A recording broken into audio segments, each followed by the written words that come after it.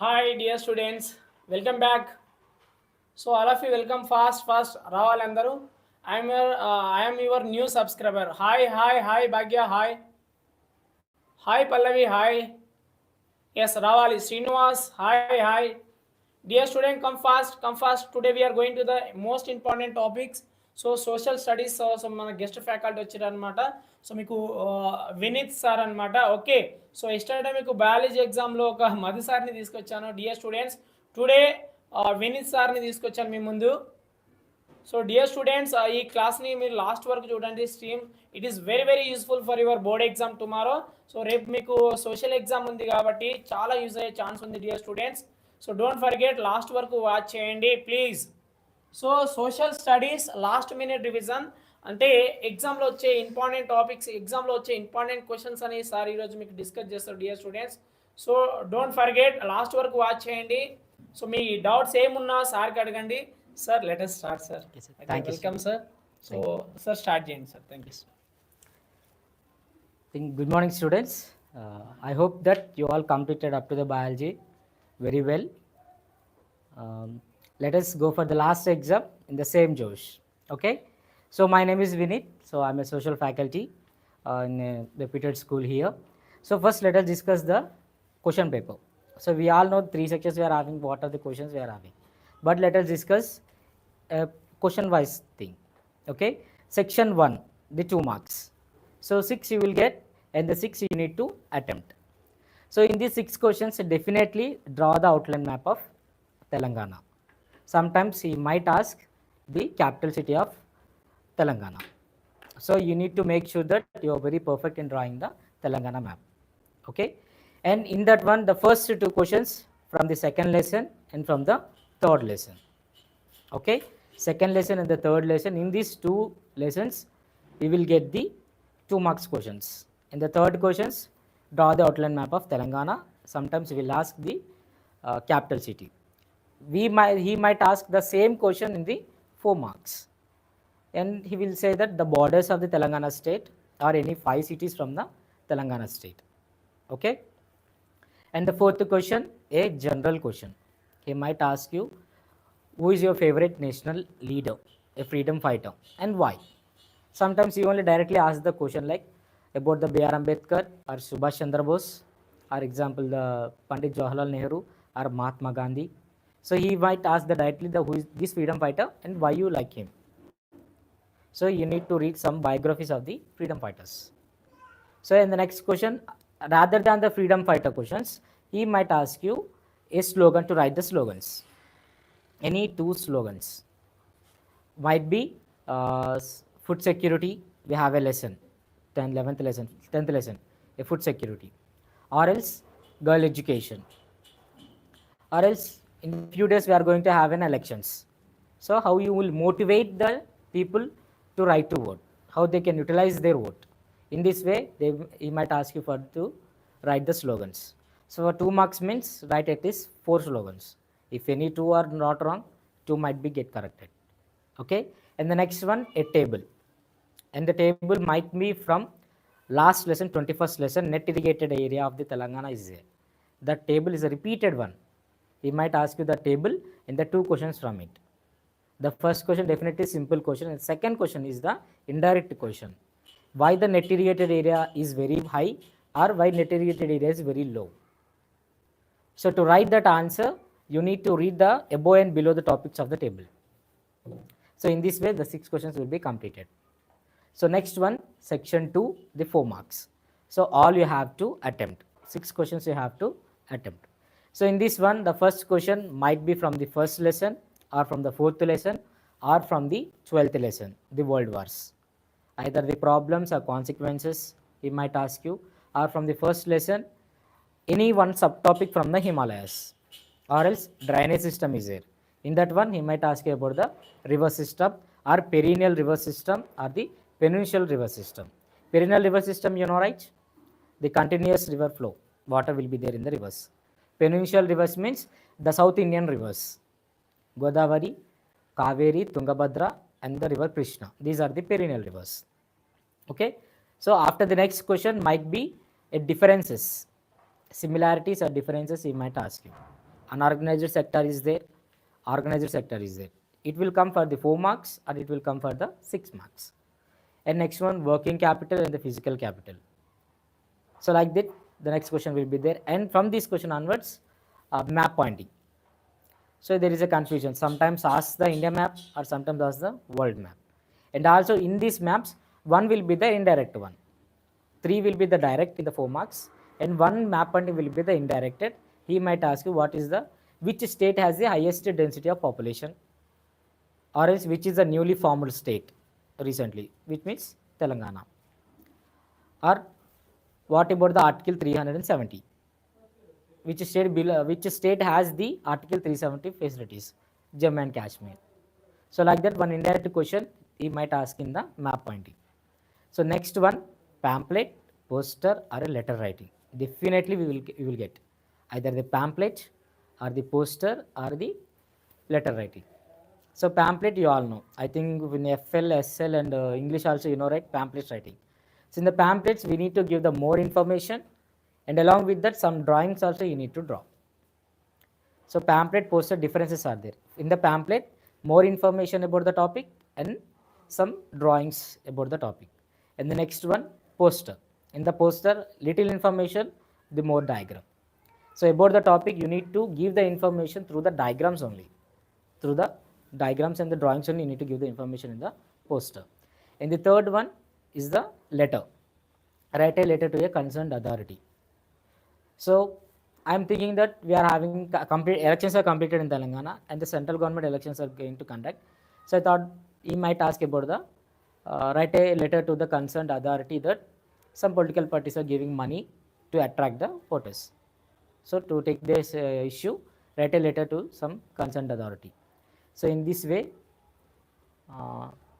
they might ask you. The last question might be again a map. So last question వచ్చేసరికి map కూడా అడగచ్చు. ఏ map అంటే వాళ్ళే ఒక మ్యాప్ ఇస్తారు, ఆ మ్యాప్ నుంచి కొన్ని క్వశ్చన్స్, లేకపోతే table or else bar graph. So bar graph వచ్చేసి 12th లెసన్లో మనకి ఆర్మమెంట్స్ రేస్ ఉంటుంది. యుఎస్ఏ ఎంత మనీ ఎక్స్పెండిచర్ ఇచ్చింది, యుఎస్ఎస్ఆర్ ఎంత మనీ ఎక్స్పెండిచర్ పెట్టింది వెపన్స్ అండ్ మెషినరీ బై చేయడానికి.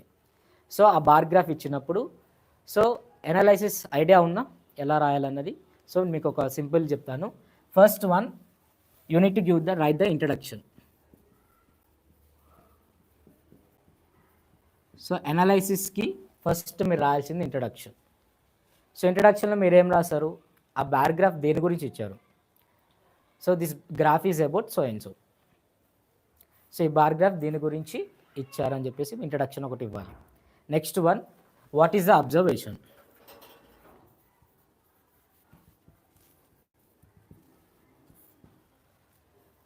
అబ్జర్వేషన్ రాయాలి. సో అబ్జర్వేషన్ ఏంటి, ఆ బార్ గ్రాఫ్లో ఏమేమి ఉంది. So open your text books once, that bar graph చూద్దాం ఒకసారి.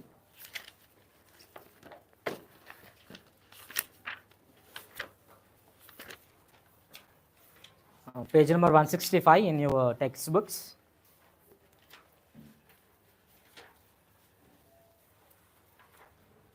సో అబ్జర్వేషన్ అప్పుడు మీరు ఎలా రాయాలంటే ఇన్ 1880 అని ఆ ఇయర్తో స్టార్ట్ చేసి, so how much they expendited 132 millions. So in 1880 the countries spended 132 million on weapons. So in that way you need to write down all the years. A bar graph లో ఎన్ని years ఇచ్చారో అన్ని years గురించి కూడా మీ observation రాయాలి. లాస్ట్లో again you have to keep the another heading, analysis. ఈ analysis ప్రకారం మీరేమనుకుంటున్నారు. సో ఆ బార్ గ్రాఫ్ గురించి మీ అనాలిసిస్ ఏంటి. సో వాళ్ళు పీపుల్ మీద ఎక్స్పెండిచర్ చేయకుండా, అగ్రికల్చర్ డెవలప్మెంట్ గురించి చేయకుండా, లేదంటే ఇండస్ట్రీస్ డెవలప్ చేయాలని చేయకుండా మొత్తం కూడా వెపనరీ మీదనే స్పెండ్ చేశారు. సో దానివల్ల state or countries economy damage అవుతుంది. సో అట్లా మీ ఒపీనియన్ అనేది ఈ అనాలిసిస్లో రాయాలి. So this is the way you have to write for the టేబుల్కైనా బార్ గ్రాఫ్కైనా పై చార్ట్ అయినా ఇదే ప్రాసెస్ ఫాలో అవ్వండి. Simple and easy. కరెక్షన్ చేసే పర్సన్కి కూడా ఈజీగా అండర్స్టాండ్ అవుతుంది, ఫాస్ట్గా కరెక్షన్ అయిపోతుంది, మార్క్స్ కూడా ఎక్కువ వస్తాయి. పాయింట్ వైజ్గా రాస్తేనే క్వశ్చన్ అనేది ఎక్కువ కనబడుతుంది answer. Okay, if you right in the point wise, not only this analysis కానీ కామెంట్ 6 మార్క్స్ మొత్తం కూడా పాయింట్ వైజ్లో రాస్తే అది ఎక్కువ మ్యాటర్ కింద కనబడుతుంది. సో కరెక్షన్ చేసే పర్సన్ కూడా ఈజీగా అండర్స్టాండ్ అవుతుంది. సో కరెక్షన్స్ కూడా ఫాస్ట్గా వెళ్ళిపోతుంది. So try to right in a point wise. Opinion కూడా పాయింట్ వైజ్లోనే రాయండి, కామెంట్ పాయింట్ వైజ్లోనే రాయండి, ఇంటర్ప్రిటేషన్ కూడా పాయింట్ వైజ్లోనే రాయాలి. ఓకే, 6 మార్క్స్ అనేది పాయింట్ వైజ్లో రాస్తే అది మనకి పాజిటివ్ ఉంటుంది ప్లస్. ఓకే, సో ఇక్కడతో 4 మార్క్స్ అయిపోతుంది. డెఫినెట్గా లాస్ట్ క్వశ్చన్ బార్ గ్రాఫే వస్తుంది, లేదంటే ఒక టేబుల్ వస్తుంది, ఏదన్నా టేబుల్. సెకండ్ లెసన్ థర్డ్ లెసన్స్లో టేబుల్స్ ఉంటాయి. Life expectancy, HDI, human literacy, human expectancy, in fact mortality rate అని ఒక టేబుల్ ఉంటుంది. శ్రీలంక, ఇండియా, మేబీ ఆ టేబుల్ కూడా రావచ్చు. సో దాని మీద సమ్టైమ్స్ క్వశ్చన్స్ రావచ్చు, 4 క్వశ్చన్స్, లేదా మీ అనాలిసిస్ అడగచ్చు. సో దాన్ని బట్టి మీరు రాయండి. Okay, so next 6 marks. So 6 marks అనేది 13th క్వశ్చన్తో స్టార్ట్ అవుతుంది. 13th క్వశ్చన్ ఎప్పుడు కూడా ఫస్ట్ లెసన్ నుంచే ఉంటుంది, అదైతే చేంజ్ అవ్వదు. అది కూడా హిమాలయస్ క్వశ్చనే. ప్రతి హిమాలయస్కి సంబంధించిన అన్ని క్వశ్చన్స్ చదువుకోండి. ఓకే, హిమాలయస్ టాపిక్కి సంబంధించిన అన్ని క్వశ్చన్స్ చదవండి. రిపీటెడ్ క్వశ్చన్ వచ్చేసరికి what is the vital importance for the development of India. Himalayas ఎలా యూజ్ అవుతున్నాయి ఇండియా డెవలప్ అవ్వడానికి. సో అది రిపీటెడ్ క్వశ్చన్ ఉంటుంది. లేదా క్లాసిఫై ద హిమాలయస్. సో ఎన్ని ఉన్నాయి మనకి హిమాలయస్, ఎన్ని రేంజెస్ ఉన్నాయి? 3 రేంజెస్ ఉన్నాయి. Greater Himalayas or we say Himadri, and the Himachal Himalayas and the Shivalik range. So ఒక్కొక్క టాపిక్ గురించి, ఒక్కొక్క సబ్ టాపిక్ గురించి 4 లైన్స్. ఏ రేంజ్ నుంచి ఏ ఏరియా వరకు స్టార్ట్ అవుతుంది గ్రేటర్ హిమాలయస్, హిమాచల్ హిమాలయస్ ఎక్కడి నుంచి ఎక్కడి వరకు, దాని రేంజ్ ఏంటి, వాటి యావరేజ్ హైట్ ఏంటి, ఇంపార్టెంట్ హిల్ స్టేషన్స్ ఏంటి, అలా రాస్తే ఒక్కొక్క సబ్ టాపిక్కి మీకు 5 పాయింట్స్ వస్తాయి. డెఫినెట్గా 6/6 డెఫినెట్గా పడుతుంది. ఇంకా మోర్ ఇన్ఫర్మేషన్ మీకు తెలిస్తే మోర్ ఇన్ఫర్మేషన్ రాయొచ్చు. పెరీనియల్ రివర్స్, హిమాద్రి వాళ్ళనే perennial reverse. Okay, Himachal Himalayas అక్కడ హిల్ స్టేషన్స్ ఉంటాయి, it's a tourist place. Shivalik range చాలా హైట్ తక్కువ ఉంటాయి, లాస్ట్ రేంజ్ అది. సో అక్కడ ప్లెయిన్స్ అనేవి చాలా ఫెర్టైల్గా ఉంటాయి, the land is very fertile.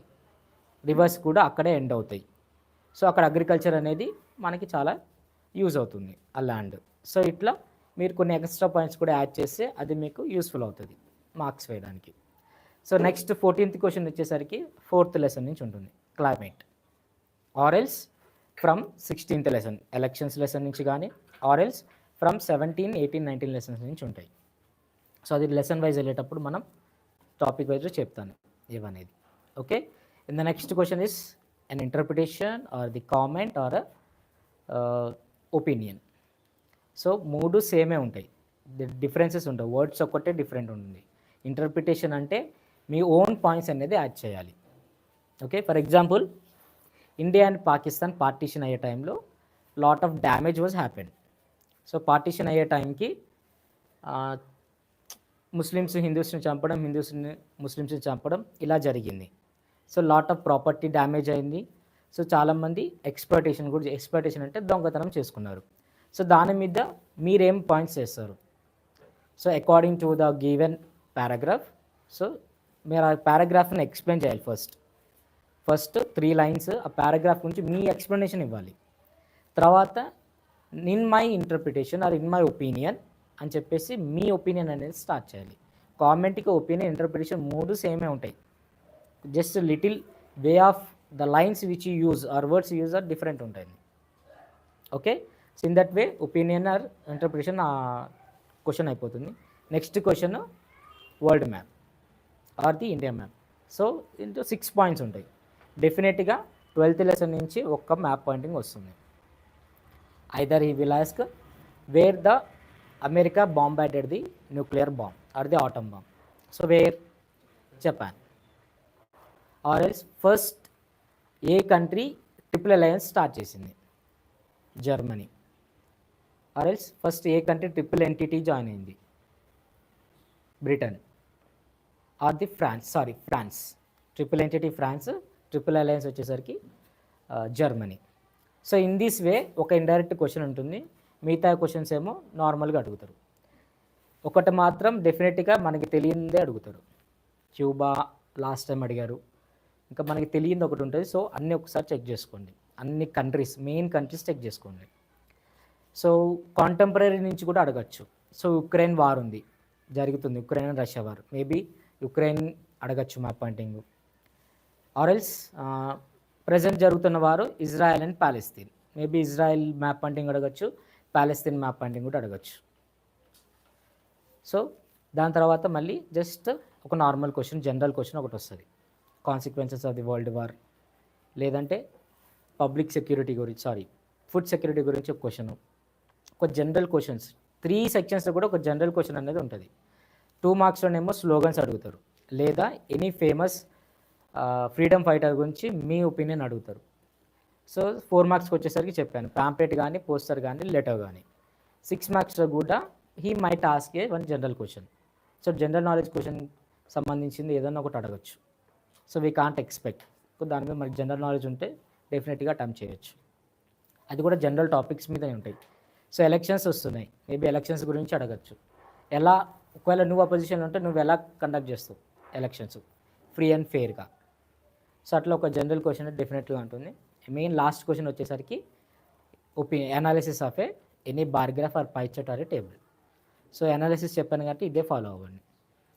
So objectives మీకున్న మెటీరియల్స్ నుంచి చదువుకుంటే అవే వస్తాయి. మన రిపీటెడ్ ఓల్డ్ పేపర్స్ ఉన్నాయి కదా, ఓల్డ్ పేపర్స్ కూడా చదువుకుంటే మేబీ అవే రిపీట్ ఉంటాయి, ఇంకెక్కువ ఏం రిపీటెడ్ ఉండవు. ఆ బిట్ పార్ట్లో కూడా 2 క్వశ్చన్స్ జనరల్ క్వశ్చన్స్ ఉంటాయి. Who is the present speaker of the Lok Sabha or present speaker of the assembly, our state assembly, or the present speaker of the Rajya Sabha or the Lok Sabha, or else who is the present chief election commissioner, or who is the present state election commissioner, present CM or the present governor of our state. In this way 2 questions అనేది general questions ఉంటాయి. So మీరు అది check చేసుకోండి. Parliament speakers ఎవరు, వాళ్ళ names, okay, president ఎవరు, okay, hour state assembly speaker ఎవరు, okay, అవి చూసుకోండి. జనరల్గా 2 క్వశ్చన్ డెఫినెట్గా వస్తుంది. 2 క్వశ్చన్స్ జనరల్ క్వశ్చన్స్ అయితే వస్తాయి. రిమైనింగ్ 18 మాత్రం సపరేట్గా అడుగుతారు క్వశ్చన్స్ నుంచి. 2 క్వశ్చన్స్ మాత్రం జనరల్ క్వశ్చన్స్ ఉంటాయి. Okay, so let us go. So lesson wise important topics ఒకసారి చూసుకుందాం. Okay,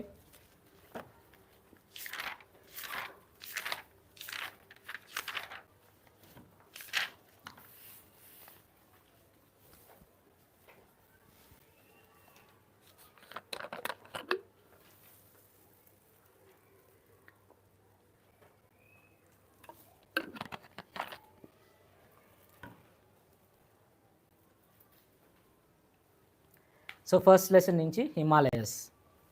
so as I said, first lesson నుంచి హిమాలయస్ మాత్రం డెఫినెట్గా అది ఇంపార్టెంట్ క్వశ్చన్. సో హిమాలయస్లో the greater Himalayas, the Himadri. So ఇక్కడే మనకి మౌంట్ ఎవరెస్ట్ ఉంది, అదొక పాయింట్ రాయండి. The great Mount Everest was there in this greater Himalayas. దాని రేంజ్ ఎక్కడి నుంచి ఎక్కడి వరకు. So in this Himalayas we have the glaciers which provide the water to the perennial rivers. So perennial rivers అంటే throughout the year డెఫినెట్గా water ఉంటుంది. So dry out అవ్వవు. Perennial rivers Ganga, Yamuna అవి ఎప్పుడు కూడా డ్రై అవుట్ అవ్వవు. So that's why they are called as perennial rivers, the rivers which have the continuous flow of water. Okay, and the next one Himachal Himalayas. It is famous for the hill stations, tourism ప్లేస్కి. Okay, వాటిలో ఉన్న famous hill stations Pir Panjal, ధౌలధార్, వీటి గురించి ఒక point రాయండి. Okay, and the last one was the Shivalik range. So వీటి height తక్కువ ఉంటుంది, వీటి రేంజ్ కూడా తక్కువే ఉంటుంది. ఓకే,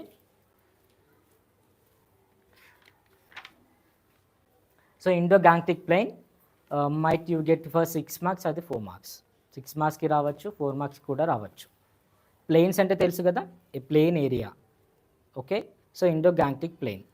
సో ఇండస్ రివర్ వల్ల గంగా రివర్ వల్ల ఫామ్ అయిన plains. Okay, so peninsular plateau మన సౌత్ ఇండియా మొత్తం కూడా పెనిన్షులర్ ప్లాట్యూవే. ఓకే, సో పెనిన్షులర్ ప్లాట్యూలో మనకి వెస్టర్న్ ఘాట్స్ ఉంటాయి, ఈస్టర్న్ ఘాట్స్ ఉన్నవి. Western Ghats are the continuous ranges, Eastern Ghats are not the continuous ranges.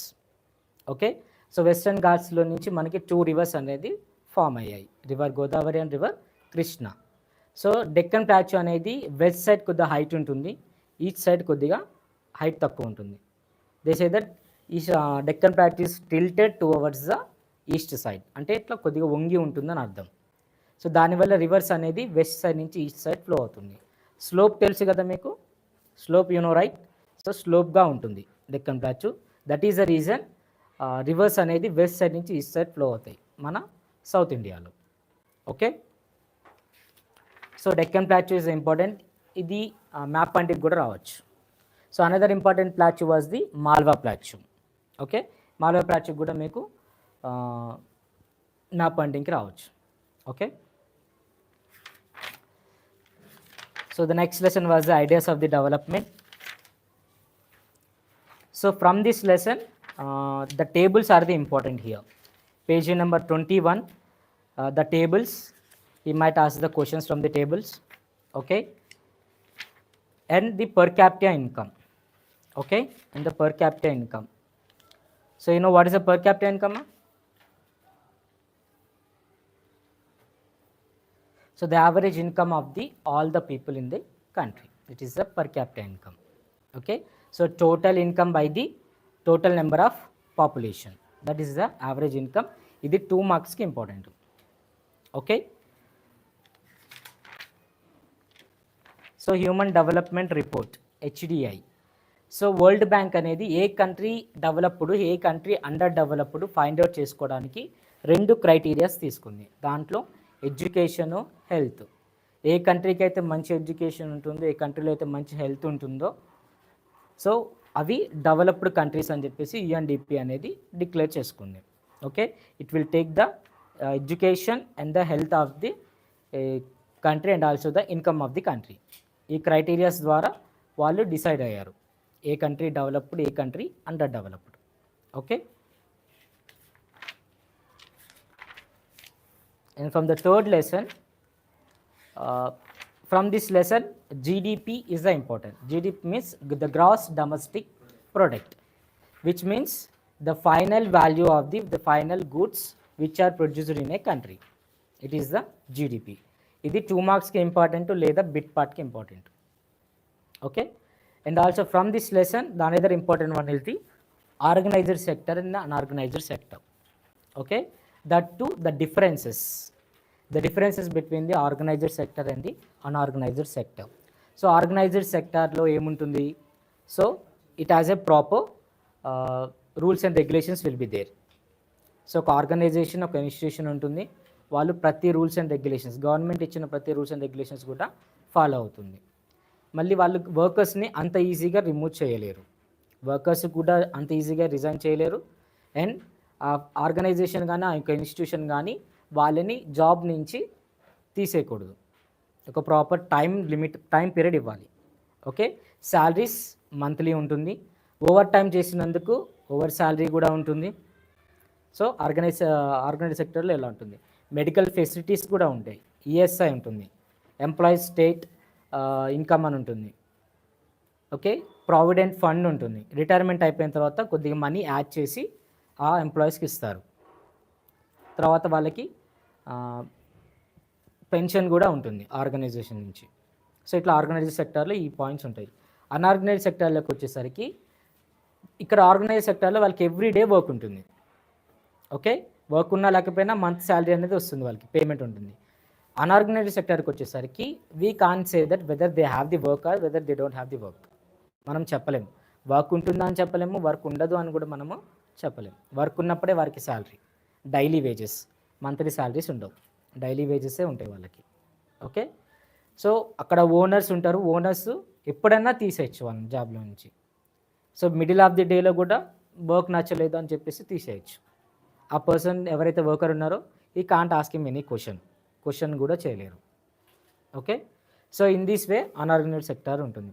So unorganised సెక్టార్లో ఏ బెనిఫిట్స్ ఉండవు, ఓవర్ టైం చేస్తే ఓవర్ శాలరీ ఉండదు. ఓకే, ఒకవేళ లీవ్స్ పెట్టినా కానీ లీవ్స్ పెడితే వర్క్ ఉండదు, సో వాళ్ళకి శాలరీ ఉండదు. ఆర్గనైజ్డ్ సెక్టార్లో వాళ్ళు లీవ్స్ పెడితే ఆ లీవ్స్కి కూడా శాలరీస్ ఉంటున్నాయి. ఓకే, ట్రావెలింగ్ అలవెన్స్ అని ఉంటుంది వాళ్ళకి. ఎటైనా బయటికి వెళ్తే ఆ ట్రావెలింగ్ ఛార్జెస్ కూడా వీళ్ళే ఇస్తారు. మెడికల్ బెనిఫిట్స్ ఉంటాయి. ఏదన్నా హెల్త్ బాలికి ఏదైనా హాస్పిటల్లో జాయిన్ అయితే వాళ్ళ బిల్ చూపిస్తే ఆ సెక్టార్లో వాళ్ళకి పేమెంట్ చేసేస్తారు. కానీ అనారోగ్య సెక్టార్లో మెడికల్ బెనిఫిట్స్ ఉండవు, ఓవర్ టైం శాలరీ ఉండదు, ఓకే, పెయిడ్ లీవ్స్ ఉండవు, ఏముండవు. వాళ్ళు వర్క్ చేస్తేనే వాళ్ళకి శాలరీ ఉంటుంది, అది కూడా డైలీ వేజెసే. సో వీటిలో medical benefits, provident fund, pensions, ఇట్లా ఏమీ ఉండవు. వాళ్ళు ఎంతవరకు వాళ్ళకి ఎనర్జీ ఉంటుందో అంతవరకే వాళ్ళు వర్క్ చేసుకుంటారు.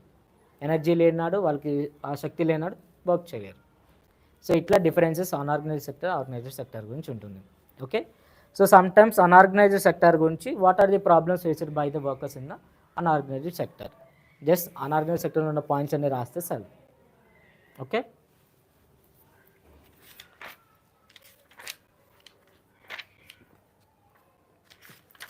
Next from the 4th lesson, the climate of India. So ఇక్కడ గ్రాఫ్స్ ఉన్నాయి. సో ఈ లెసన్లో 4 to 5 గ్రాఫ్స్ ఉంటాయి. ఆ graphs are the important for the analysis. Okay, ఏ మంత్లో ఎంత టెంపరేచర్ ఉంది. సో నేను చెప్పాను కదా ఇంట్రడక్షన్, అబ్జర్వేషన్, అనాలిసిస్. సో దాన్ని బట్టి రాశాను. ఇంట్రడక్షన్ ఏంటంటే ఈ గ్రాఫ్ దేని గురించి, అనాలిసిస్ ఏ మంత్లో ఎంత టెంపరేచర్ ఉంది. సో లాస్ట్లో మీ అనాలిసిస్ ఇంత టెంపరేచర్ ఈ టైంలో ఎందుకు ఉండాల్సి వచ్చింది, due to the pollution or the global warming. Heat ఎక్కువ ఉంటే గ్లోబల్ వార్మింగ్ వల్ల టెంపరేచర్ అనేది వెరీ హై ఉంది. లేదు, రెయిన్ చాలా తక్కువ ఉన్నాయి, దానికి కూడా కారణం గ్లోబల్ వార్మింగ్, డిఫారెస్టేషన్. సో మీ సజెషన్స్ ఏంటి, ఇది తగ్గించాలంటే పొల్యూషన్ తగ్గించాలి, గ్లోబల్ వార్మింగ్. రెయిన్స్ ఎక్కువ పడాలంటే we have to do the deforestation. So అట్లా మీకు కొన్ని పాయింట్స్ కూడా ఒకవేళ ఈ లెసన్ నుంచి ఈ గ్రాఫ్స్ వస్తే సో ఇలా మీరు రాయాలి అనాలిసిస్లో. Okay, and another one was the compare the climate of Delhi and Chennai and how are they different. From the page number 47 మీకు కలర్డ్ బాక్సెస్లో ఉంటుంది ఆ క్వశ్చన్. అది ఒక 4-5 టైమ్స్ రిపీట్ అయింది. సో ఆ క్వశ్చన్ కూడా ఒకసారి చూసుకోండి. And the next one, the factors that affect the climate and weather. So India మొత్తం కూడా ఒకటే కంట్రీ, కానీ ఒక్కొక్క ఏరియాలో ఒక్కొక్క టైప్ ఆఫ్ క్లైమేట్ ఉంటుంది. మనం నార్త్ ఇండియా వెళ్తే కూల్ క్లైమేట్ ఉంటుంది మోస్ట్లీ, సౌత్ ఇండియాకి వస్తే హాట్ క్లైమేట్ ఉంటుంది. The reason was due to the equator near to us to the southern India. So ఈక్వేటర్లో ఎలా ఉంటుంది, సన్ రేస్ అనేది డైరెక్ట్గా ఫాల్ అవుతుంది. సో మన సౌత్ ఇండియా ఈక్వేటర్ రీజన్కి దగ్గర ఉండడం వల్ల సౌత్ ఇండియాలో కొద్దిగా హీట్ ఎక్కువ ఉంటుంది. సో నార్త్ ఇండియా వచ్చేసరికి అక్కడ మౌంటైన్స్ ఎక్కువ, మొత్తం కూడా కవర్ అయిపోయి ఉంటుంది మౌంటైన్స్తో. సో అక్కడ కోల్డ్ క్లైమేట్ ఉంటుంది. సో ఈ ఫ్యాక్టర్స్ ఏమి ఎఫెక్ట్ చేస్తూ ఉంటాయి అంటే లాటిట్యూడ్స్. ఓకే, సో మనకి డిఫరెంట్ లాటిట్యూడ్స్ ఉన్నాయి కదా. సో ఒక్కొక్క లాటిట్యూడ్లో ఒక type of sunrise falling అనేది ఉంటుంది. So that is the reason the temperature is different in each and every place in our country. Okay, and the next one, the land water relationship. So ఏదైతే land వాటర్కి దగ్గరగా ఉంటుందో అక్కడ humidity అనేది ఎక్కువ ఉంటుంది. హ్యూమిడిటీ అంటే ఏంటంటే ఉక్కపోత ఎక్కువ ఉండడం. చల్లగానే ఉంటుంది కానీ గాలి అసలు ఉండదు, అది ఉక్కపోత. సో అక్కడ హై టెంపరేచర్ అని చెప్పలేము, లో టెంపరేచర్ అని కూడా చెప్పలేము. రెయిన్ఫాల్ ఎప్పుడు పడుతుందో కూడా మనం చెప్పలేము. Okay, and the next one is the altitude. Altitude అంటే హైట్ డిఫరెన్సెస్. సో ఏదైనా హైట్లో ఉంటే అది కూల్ టెంపరేచరే. ఓకే, మనం పైకి వెళ్ళే కొద్ది కూల్ టెంపరేచర్ ఉంటుంది కదా. సో సేమ్ అంతే. సో ఏదైనా ఏరియా కానీ ఏదైనా స్టేట్ కానీ వెరీ హైట్లో ఉంటే ఆ స్టేట్లో కూల్ టెంపరేచర్ ఉంటుంది. సో నార్త్ ఇండియా స్టేట్స్ అన్నీ కూడా హైట్లో ఉంటుంది. హిమాలయాస్ ఉన్నాయి కదా, హిమాలయస్ హైట్లో ఉంటాయి, ఆ కంట్రీస్ కూడా అదే హైట్లో ఉంటాయి. కాబట్టి అక్కడంతా కూడా cool temperature. Okay, south India మరీ అంత హైట్లో ఉండవు కాబట్టి నార్మల్గా మీన్ సీ లెవెల్లో ఉంటాయి కాబట్టి ఇక్కడ ఎక్కువ టెంపరేచర్ అనేది ఉంటుంది, hot temperature. Okay, the next one, here we are having the two maps from page number 50 and page number 51, map 1 and map 2. So వీటి నుంచి కూడా క్వశ్చన్స్ అడగచ్చు. Okay, map 1 India average temperature in January, map 2 వచ్చేసరికి India average temperature. So జనవరిలో ఎంత temperature ఉంది, నార్మల్గా ఎంత టెంపరేచర్ ఉంది, 2 మ్యాప్స్ ఉన్నాయి. వీటి మీద క్వశ్చన్స్ లేదా మీ analysis. Okay, next one was advancing monsoon and the retreating monsoon. First monsoon word అనేది ఎక్కడి నుంచి వచ్చింది, from the Arabic word the మౌజమ్, that means the rainy season. So అట్లా మీరు క్వశ్చన్స్ అనేది స్టార్ట్ చేయాలి. Okay, so while they are coming from the Arabic, from the Iran నుంచి కానీ సౌత్ ఆఫ్రికా వచ్చేటప్పుడు ఈ విండ్స్తోనే వాళ్ళు వచ్చారు. సో మనకి స్టార్టింగ్లో మోటార్స్ లేవు, సో విండ్స్ హెల్ప్తోనే షిప్స్ ఫ్లో అయ్యేవి, తెలుసు కదా. విండ్స్తోనే షిప్స్ అనేవి ముందుకెళ్ళేవి, ఐడియా ఉన్నాయా? సో ఈ విండ్స్ ద్వారానే అరబ్ ట్రేడర్స్ అనేది మన ఇండియాకి వచ్చారు. ఓకే, సో అందుకే దీనికి మాన్సూన్ అనే వర్డ్ ఇచ్చారు. సో ఈ విండ్స్ అనేది కొద్దిగా మనకి ఎర్లీగా రావడం వల్ల అడ్వాన్సింగ్ మాన్సూన్ కింద వచ్చింది. Okay, so these are the important topics from this lesson. Another one was the global warming. So temperature అనేది ఇంక్రీజ్ అవ్వడం వల్ల పొల్యూషన్ ద్వారా గ్లోబల్ వార్మింగ్ అంటాం మనం. ఓకే, సో దీంట్లో ఇంకో గ్లోబల్ వార్మింగ్ ఉంది, అదే AGW, that means anthropogenic global warming. The global warming which was caused by the humans, it is called as anthropogenic global warming. Okay, so కొన్నిసార్లు what is global warming, what are the precautions that you have to tell for the global warming, ఆ question repeated question ఉంటుంది. So ఆ question చూసుకోండి. Okay, in this topic only we have the IPCC.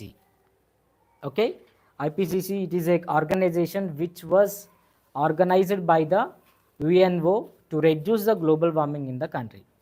So 2015లో ప్యారిస్లో ఒక meeting held చేశారు.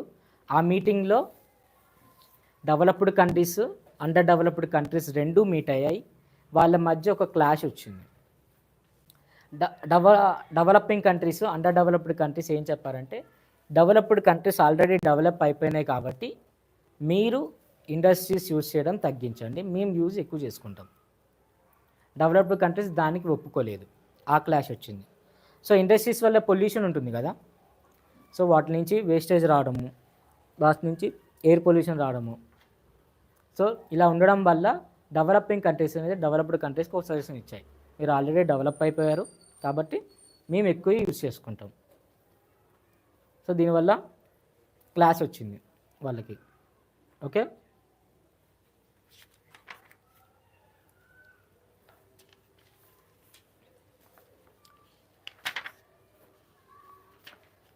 so from fifth lesson mostly you will get the Himalayan rivers, the Indus river, the river Ganga and the river Brahmaputra. Okay,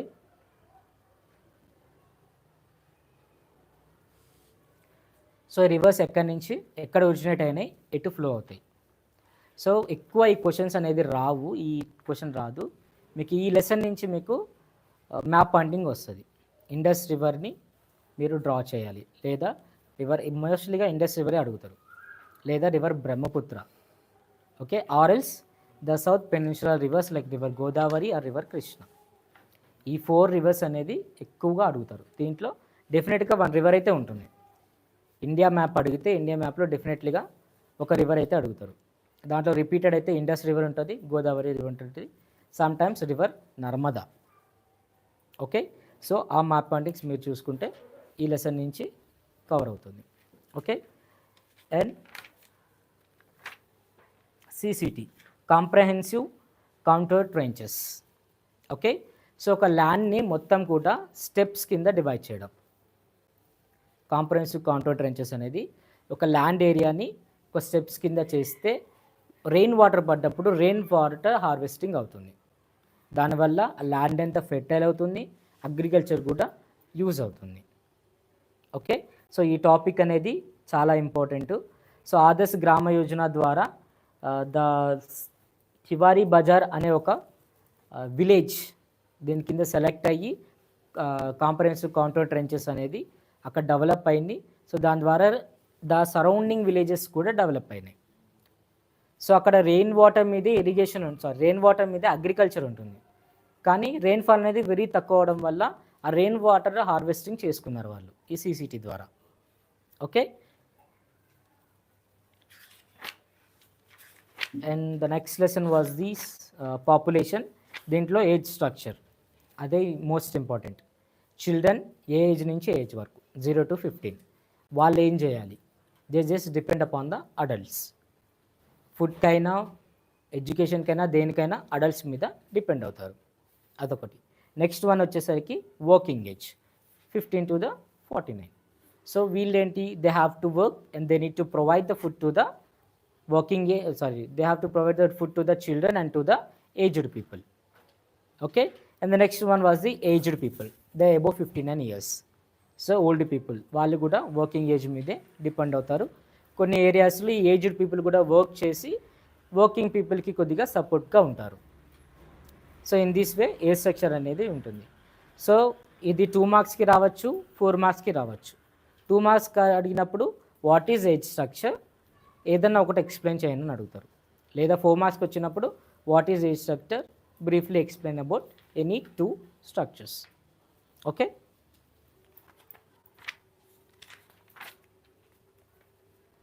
and in this one the graph which was there's, graphs కూడా check చేసుకోండి అనాలిసిస్కి.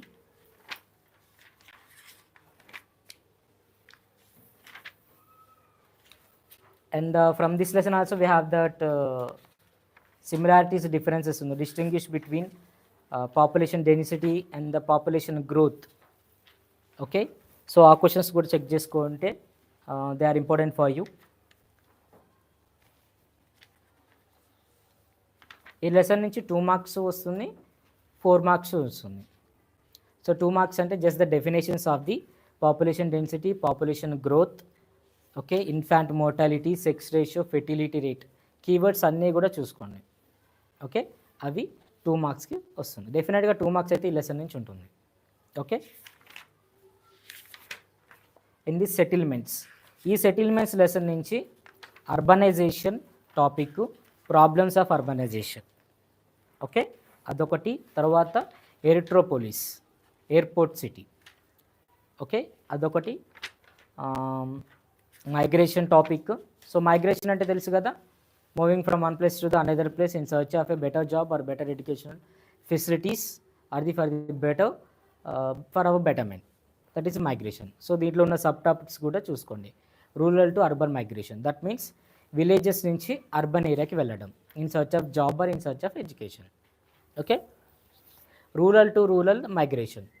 So విలేజెస్లో ఉండే agriculture labours వాళ్ళ ఏరియాలో వారికి work దొరకకపోతే వేరే విలేజ్లో వర్క్ కోసం వెళ్తారు. సో ఈ మధ్యలో కాంట్రాక్టర్స్ ఉంటారు, వీళ్ళకి వాళ్ళు వర్క్ చూపిస్తూ ఉంటారు. సో దీన్నే రూరల్ టు రూరల్ మైగ్రేషన్ అంటారు. ఇది టెంపరీగా ఉంటుంది. సో 6 months వరకు అయితే 6 months వరకు మాత్రమే వాళ్ళు మైగ్రేట్ అవుతారు, మళ్ళీ నెక్స్ట్ 6 months వాళ్ళు రిటర్న్ అయిపోతుంటారు. So this is the rural to rural migration. So ఈ మైగ్రేషన్ వల్ల ప్రాబ్లమ్స్, మైగ్రేషన్ అవ్వడం వల్ల రూరల్ టు అర్బనైజేషన్ ఇంక్రీజ్ అవుతుంది. సో దానివల్ల ప్రాబ్లమ్స్ ఏంటి అర్బనైజేషన్లో? సో ఉండడానికి ప్లేస్ సరిగ్గా ఉండదు, no sufficient place to stay. So water problem, electricity problem, pollution increase అవ్వడము, ఫుడ్ ప్రాపర్గా ఉండకపోవడము, హెల్త్ ఇష్యూస్, సో ఇవన్నీ కూడా problems of the urbanisation. So population ఎక్కువ అవడం వల్ల రిసోర్సెస్ అనేది తక్కువ అయిపోతుంటాయి. Okay, and in this lesson another one was the monitoring of the international migration. So international migration kuda undi, nothing but migrating from one country to the another country. So బిగినింగ్లో ఈ migration ఎక్కువ care చేసుకోలేదు ఎవరు, ఏ country కూడా ఈ migration అంత పట్టించుకోలేదు, international migration.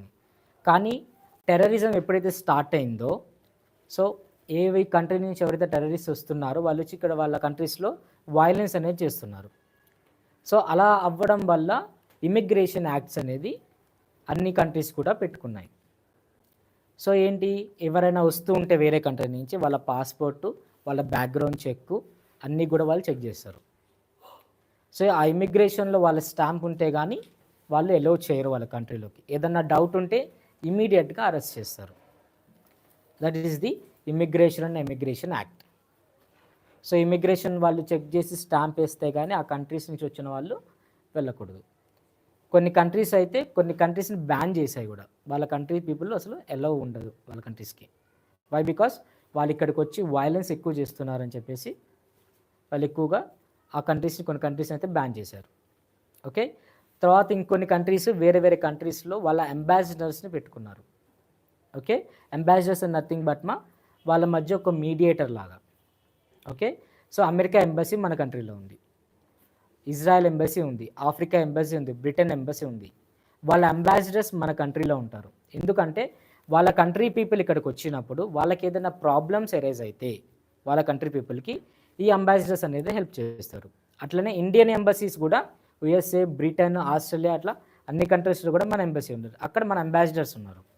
వాళ్ళు ఏం చేస్తారు, అక్కడున్న మన కంట్రీ పీపుల్కి ఏదైనా ప్రాబ్లం అయితే అక్కడ మనకి ప్రాబ్లమ్ సాల్వ్ చేస్తారు. సో ఇట్లా ఇమిగ్రేషన్ యాక్ట్ ద్వారా అంబాసిడర్స్ అనేది అపాయింట్ అవుతూ ఉంటారు. ఓకే, సో వాళ్ళ కంట్రీకి ఎల్లో అవ్వాలన్నా ఇక్కడ కంట్రీలో ఉన్న వాళ్ళ అంబాసిడర్ పర్మిషన్ ఇవ్వాలి. ఫర్ ఎగ్జాంపుల్ నేను యూఎస్ఏ వెళ్ళాలి అనుకుంటే ఇక్కడున్న యూఎస్ఏ ఎంబసీకి వెళ్ళి వాళ్ళ దగ్గర నేను ఇంటర్వ్యూ ఇచ్చి వాళ్ళు నా వీసాను యాక్సెప్ట్ చేస్తే అప్పుడు నేను అక్కడికి వెళ్ళాల్సి వస్తుంది. సో ఇట్లా ఇమిగ్రేషన్ యాక్ట్స్ అనేది ప్రతి కంట్రీలో కూడా స్టార్ట్ అయినాయి. Okay, so next one is the Rampur village. So దీంట్లో ఆర్గనైజేషన్ ఆఫ్ ది ప్రొడక్షన్, అంటే ఏదైనా ప్రొడక్ట్ చేయాలంటే మనకి రిక్వైర్డ్ ఫ్యాక్టర్స్ ఏంటి, దీని ఆర్గనైజేషన్ ఆఫ్ ప్రొడక్షన్ అనొచ్చు లేదా ఫ్యాక్టర్స్ ఆఫ్ ప్రొడక్షన్ అనొచ్చు. దీని ది ఫ్యాక్టర్స్ ఆఫ్ ప్రొడక్షన్ మా land, labour, capital and the entrepreneurship. Okay, so land అంటే ఇప్పుడు ఏదన్నా ఫ్యాక్టరీ స్టార్ట్ చేయాలంటే మనకు ఒక ల్యాండ్ ఉండాలి, ఆ ఫ్యాక్టరీలో వర్కర్స్ ఉండాలి, లేబర్, మనం ఇన్వెస్ట్ చేయాలి, క్యాపిటల్. సో మనం చేసిన ప్రోడక్ట్ బయట మార్కెట్లోకి వెళ్ళాలి, entrepreneurship or the market. These are the requirements for any production, అది ఏదైనా సరే, అగ్రికల్చర్ సెక్టార్ అయినా, ఇండస్ట్రియల్ సెక్టార్ అయినా, సర్వీస్ సెక్టార్ అయినా, ఈ 3 అనేది మనకి ఇంపార్టెంట్. ఓకే,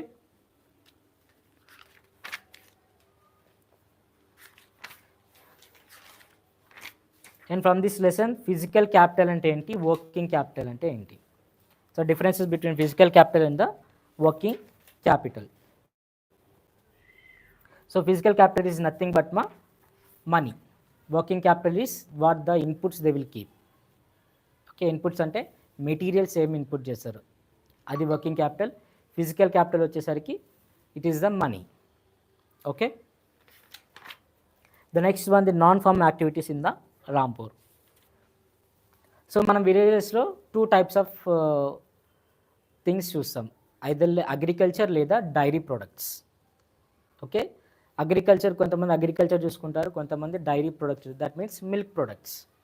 సో మిల్క్ అమ్మడం లేదా ఏదైనా షాప్ కీపర్ లేదా రేషన్ షాప్, ఇవి ఉంటాయి. సో ఇది just for the bit part useful this topic. Okay,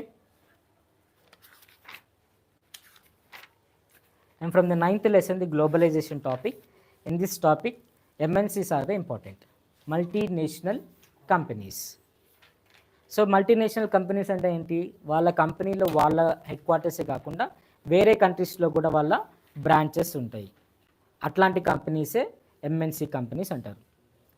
వాళ్ళ ఓన్ కంట్రీలో కాకుండా ఈ రిమైనింగ్ కంట్రీస్లో కూడా వాళ్ళ బ్రాంచెస్ ఉంటే ఆ కంపెనీస్ మల్టీనేషనల్ కంపెనీస్ అంటారు. ఓకే, సో ఈ కంపెనీస్ ఇక్కడికి వచ్చి వాళ్ళు ఇన్వెస్ట్ చేసి మనకి ఇక్కడ జాబ్స్ అనేవి ఇస్తారు. అండ్ అనదర్ రీజన్ ఎంఎన్సీస్ వేరే కంట్రీస్లో పెట్టడానికి కోసం the raw materials. Okay, so రా మెటీరియల్స్ తెలుసు కదా, ఏదైనా ప్రొడక్ట్ వాళ్ళు ప్రొడ్యూస్ చేయాలంటే ఒక రా మెటీరియల్ ఉండాలి. ఫర్ ఎగ్జాంపుల్ ఒక చాక్ పీస్ ఒక డస్టర్ తీసుకుందాం, దానికి ఏం కావాలి, sponge. So from the cotton or from other things will get the sponge. So దానికి రా మెటీరియల్ అనేది అగ్రికల్చర్ నుంచి వస్తుంది. సో ఏ కంట్రీలో అయితే అగ్రికల్చర్ ఎక్కువ ఉంటుందో, ఏ కంట్రీ అయితే రా మెటీరియల్స్ కొద్దిగా చీప్గా ప్రొవైడ్ చేస్తావో ఆ కంట్రీస్ సెలెక్ట్ చేసుకొని అక్కడ వాళ్ళ కంపెనీస్ పెట్టుకుంటారు. So this is the another reason that the MNC companies are established in the different countries. So చీప్గా ఎంఎన్సీ కంపెనీస్కి రా మెటీరియల్స్ అవైలబుల్ ఉంటుంది. వాళ్ళకి కూడా రా మెటీరియల్స్ దొరుకుతాయి మన దగ్గర నుంచి ఎక్స్పోర్ట్ చేసుకుంటే, కానీ ఎక్స్పోర్ట్ చేసుకోవడం వల్ల ఎక్కువ ఇన్వెస్ట్ చేయాల్సి వస్తుంది. అదే వాళ్ళ కంపెనీ ఇక్కడ ఎస్టాబ్లిష్ చేస్తే చీప్గా వాళ్ళకి రా మెటీరియల్స్ అనేది అవైలబుల్గా ఉంటుంది. ఓకే,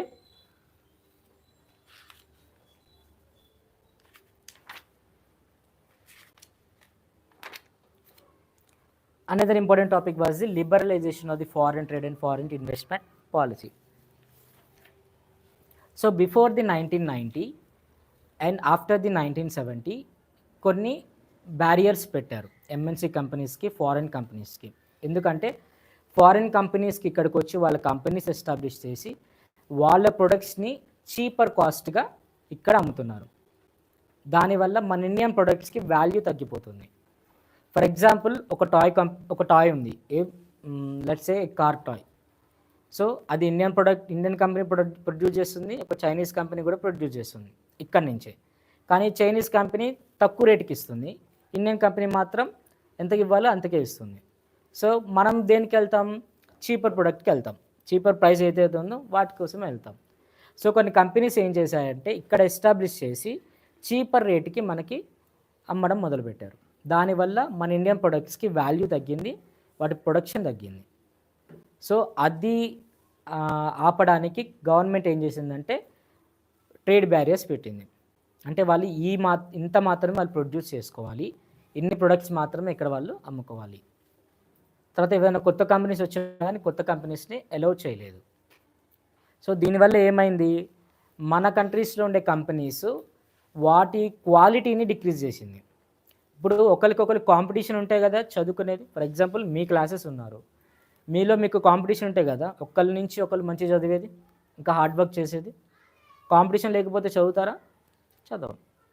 సో ఇక్కడ కూడా అంతే, ఇండియన్ కంపెనీస్కి వేరే ఏ కంపెనీస్ కూడా కాంపిటీషన్ లేదు. దానివల్ల ఏమైంది, quality of the Indian products are decline. So మన ప్రొడక్ట్స్ ఒక క్వాలిటీ డిక్రీజ్ అయిపోయింది. ఇంకా 6 monthsకి పాడైపోవడం, 3 monthsకి ఆ ప్రొడక్ట్ పాడైపోవడం జరుగుతుంది. ఇదే అబ్జర్వ్ చేసిన government in 1992 PV Narasimha Rao, the prime minister of India, who is from Kurnool. So ఏం చేశాడంటే లిబరలైజ్ చేశాడు, ఫుల్ ఫ్రీడమ్ ఇచ్చాడు ఎంఎన్సీ కంపెనీస్కి, ఫారిన్ కంపెనీస్ అన్నిటికీ కూడా liberalisation. That means giving the freedom to the foreign companies and to the MNC companies. So దాని ద్వారా మళ్ళీ ఎంఎన్సీ కంపెనీస్ మళ్ళీ వెనక్కి వచ్చాయి, ఫారిన్ ట్రేడ్ వెనక్కి వచ్చింది, ఫారిన్ ఇన్వెస్ట్మెంట్ వెనక్కి వచ్చింది. సో ఫారిన్ ఇన్వెస్ట్మెంట్ అంటే మన కంపెనీస్లో ఫారిన్ కంపెనీస్ క్యాపిటల్ పెట్టడం. ఫారిన్ ట్రేడ్ అంటే వాళ్ళు ఇక్కడి నుంచి బై చేసుకొని వాళ్ళకి ఎక్స్పోర్ట్ చేసి లేదా ఇంపోర్ట్ చేసుకోవడము. సో ఇవన్నీ కూడా మన కంట్రీలో ఇంక్రీజ్ అయింది ఆఫ్టర్ 1992. ఎప్పుడైతే పివి నరసింహారావు పిఎంగా ఎలక్ట్ అయ్యారో అప్పుడు ఫస్ట్ తీసుకున్న డెసిషనే ఈ యొక్క liberalisation of the foreign trade and the foreign investment. Okay,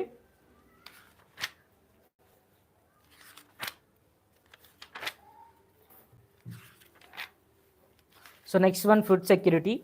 In this one, graph 1 is important for the analysis.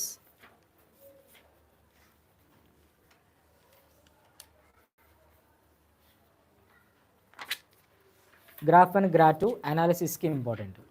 Okay, or else questions adagachu 2 marks nunchi gaani 4 marks nunchi gaani.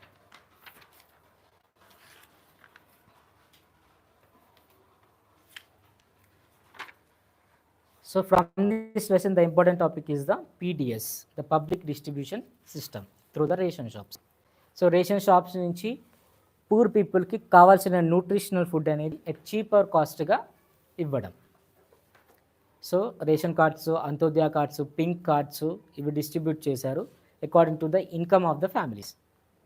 So ఈ కార్డ్స్కి ఇంత rice అనేది free, ఇంత cost తక్కువగా ఇవ్వడం అనేది government అనేది decide అయింది. Okay,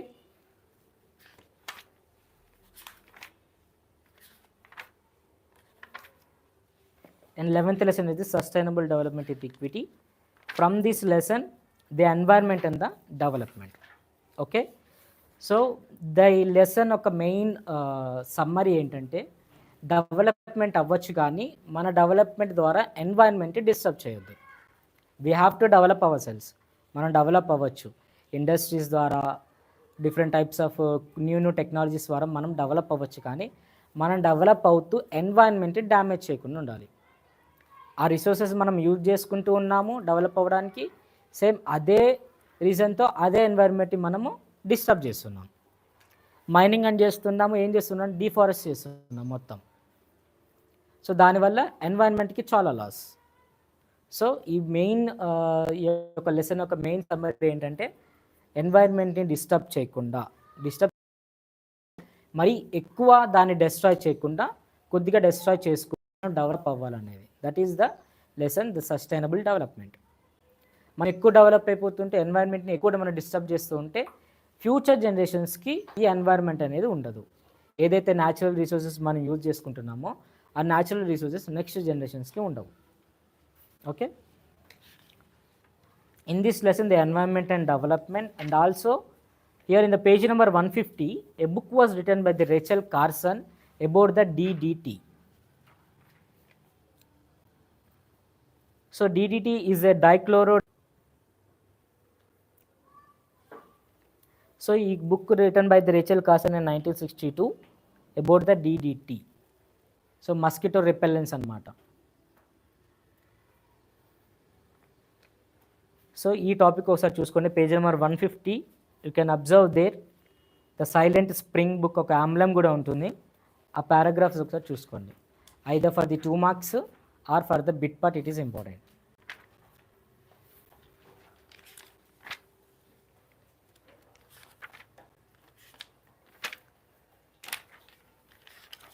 And here the Chipko movement for the 4 marks or for the 1 mark.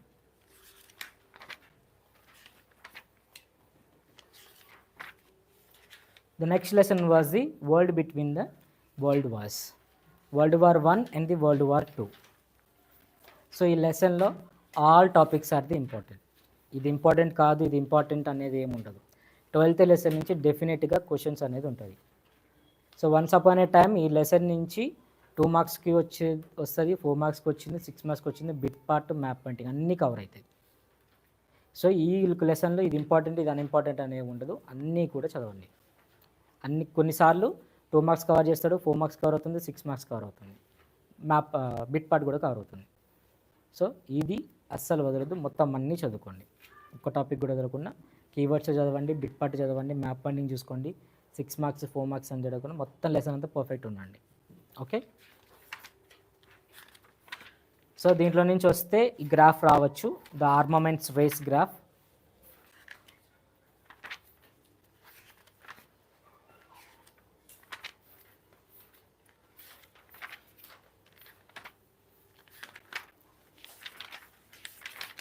So consequences of the world wars అదొక టాపిక్. సో వరల్డ్ వార్స్ వల్ల మనం ఏంటి ప్రాబ్లమ్స్ ఫేస్ అయ్యేది. సో అటు we lose the people also, we lose the money, agriculture కూడా stop అయిపోతుంది, industries కూడా stop అయిపోతుంది, కంప్లీట్లీ ఎకానమీ అనేది డౌన్ అవుతుంది. ఓకే, సో ఎందుకంటే వార్స్ చేసేటప్పుడు ఏ కంపెనీ కూడా ఓపెన్ చేసుకొని వాళ్ళు ప్రొడక్షన్ చేసుకోరు కదా.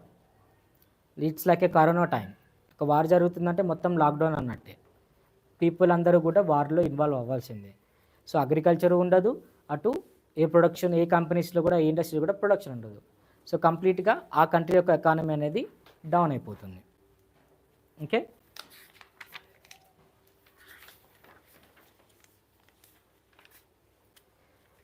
So 13th lesson. From this lesson the important one is the Nigeria, the forming unity against the colonizers. So Nigeria అనేది ఒక కంట్రీ అనేది ఫామ్ అయింది. Okay, 3 tribes, the Hausa Fulani people, Yoruba people and the Igbo tribes. ఈ tribes అన్ని combine అయ్యి ఒక country కింద form అయ్యారు. ఓకే, ఈ ఒక్క టాపిక్ చూసుకోండి అంతే. And the before topic the land reforms in the China. ఈ 2 topics are the important.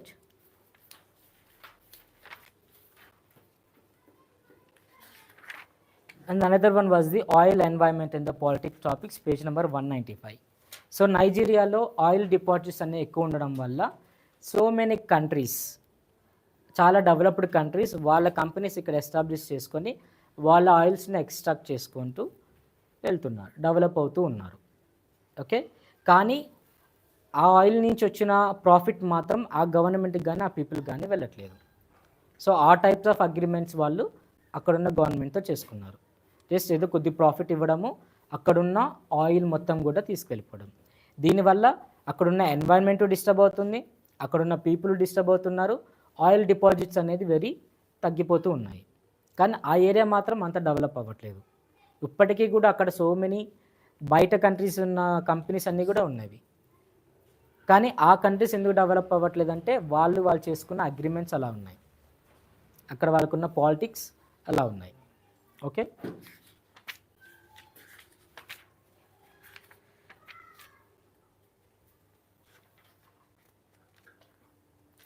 The next lesson, the 14th lesson, the partition and independence. From this lesson, the important topic is the Muslim League. So Muslim League ఎందుకు start అయిందంటే, so at the time of the independence in 1927 provincial elections were conducted. So ఈ ఎలక్షన్స్లో INC leaders అందరూ కూడా win అయ్యారు. కానీ ఎక్కడైతే ముస్లిం people ఉన్నారో అక్కడ మాత్రం తక్కువ ఉన్నారు. సో ముస్లిం లీగ్ ఏమనుకుందంటే సపరేట్గా ఒక కంట్రీ ఉండాలి, వాళ్ళని రిప్రజెంట్ చేసేది కూడా ముస్లిం వాళ్ళే అయి ఉండాలని చెప్పేసి ఒక రెజల్యూషన్ తీసుకొని ఒక ముస్లిం లీగ్ అనేది స్టార్ట్ అయింది. So this Muslim League or this party was there to represent their community, their Muslim community వాళ్ళు రిప్రజెంట్ చేసుకోవడానికి ఈ ముస్లిం లీగ్ అనేది స్టార్ట్ అయింది. సో కొన్ని డేస్ అయిన తర్వాత ఇండిపెండెన్స్ వచ్చే టైంకి వాళ్ళకి ఏమనుకున్నారంటే ముస్లిమ్స్ కంప్లీట్గా వాళ్ళు ఇగ్నోర్ చేస్తారని చెప్పేసి ఒక సపరేట్ కంట్రీని అడిగారు. కానీ ఐఎన్సీ యాక్సెప్ట్ చేయలేదు, ఇండియన్ నేషనల్ కాంగ్రెస్. ఓకే, అప్పుడు ఇండియన్ నేషనల్ కాంగ్రెసే ఫ్రీడమ్ మూమెంట్ ముందుకు తీసుకెళ్ళింది.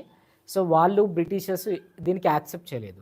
దీని ద్వారా 1946లో డైరెక్ట్ యాక్షన్ డే అనేది స్టార్ట్ చేసింది Muslim League. So that means violent వేలో ఎలాగైనా ఒక సపరేట్ కంట్రీ తెచ్చుకోవాలని చెప్పేసి August 16th 1946 direct action day అనేది స్టార్ట్ చేశారు. సో అప్పుడు చాలా వైలెన్స్ జరిగింది. ఇక్కడ ఇండియాలో హిందూస్ ముస్లిమ్స్ని చంపడము, అక్కడ పాకిస్తాన్ ఉన్న రీజియన్లో పాకిస్తాన్ పీపుల్ ముస్లిమ్స్ హిందూస్ని చంపడము, ఇలా జరగడం వల్ల 1947కి వచ్చేసరికి అందరూ యాక్సెప్ట్ చేశారు ఒక సపరేట్ స్టేట్ ఒక సపరేట్ కంట్రీ ఇచ్చేయాలని. So August 14th Pakistan separate అయిపోయి వాళ్ళకి ఇండిపెండెన్స్ అప్పుడు వచ్చింది. మనకి ఆగస్ట్ 15th వచ్చింది. Okay,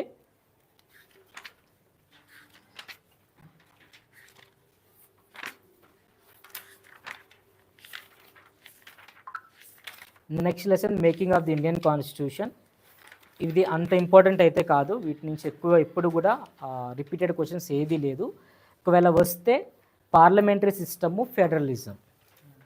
okay, parliamentary type of system ఏంటి, ప్రెసిడెంట్ టైప్ ఆఫ్ సిస్టమ్ ఏంటి, ఫెడరలిజం అంటే ఏంటి. సో ఫెడరలిజం అంటే మనకి 2 type of governments, central government, state government. Central government కొన్నిట్లో కొన్ని డెసిషన్ తీసుకుంటుంది, స్టేట్ గవర్నమెంట్లో కొన్నిట్లో కొన్ని డెసిషన్ తీసుకుంటుంది, అది ఫెడరలిజం. ఓకే, సో ఇవి రెండు చూసుకోండి.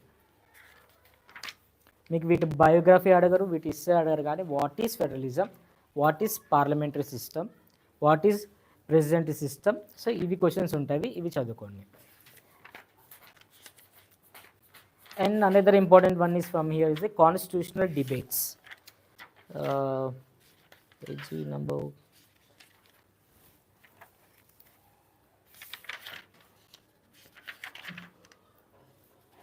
Page number 217, the constituent assembly debates. So Ambedkar కొన్ని ఆర్టికల్స్ రాసినప్పుడు కాన్స్టిట్యూయెంట్ అసెంబ్లీలో ఉన్న కొంతమంది లీడర్స్కి అవి నచ్చలేదు. సో దాని మీద డిబేట్స్ జరిగినాయి. మాకెందుకు నచ్చలేదని వాళ్ళు కొన్ని పాయింట్స్, అసలు మేమెందుకు ఈ ఆర్టికల్ పెట్టామని అంబేద్కర్ సైడ్ కొన్ని పాయింట్స్ చెప్పడము, లేదు ఈ ఆర్టికల్లో ఈ పాయింట్స్ కొన్ని చేంజ్ చేయాలి అన్నప్పుడు వాళ్ళు డెసిషన్ తీసుకొని కొన్ని మళ్ళీ చేంజ్ చేసి ఆర్టికల్స్ మళ్ళీ వాటిని ఇంట్రడ్యూస్ చేశారు. మళ్ళీ యాక్సెప్ట్ చేస్తే మళ్ళీ అది ఆర్టికల్ యాక్సెప్ట్ అవుతుంది, లేకపోతే వాళ్ళకి ఏం చేంజెస్ కావాలో కూడా వాళ్ళు తెలుసుకొని ఆ చేంజెస్ చేయడం. సో వీటిని కాన్స్టిట్యూషనల్ డిబేట్స్ అంటారు. ఓకే, ఇది 2 మార్క్స్కి మేబీ రావచ్చు. Okay, the next one was the election process in India. So in this one the important topic is the code of conduct. That means elections అనేది ఎలా conduct చేయాలి, parties అనేది elections టైంలో ఎలా ఉండాలి. సో ఇక్కడ మీకు 11 పాయింట్స్ ఉన్నవి, మీరు ఒక 8 to 9 పాయింట్స్ చూసుకోండి. ఓకే, సో ఎలక్షన్స్ టైంలో ఎలా ఉండాలి, లేదా కొన్నిసార్లు ఎలక్షన్ ప్రాసెస్ అడుగుతారు.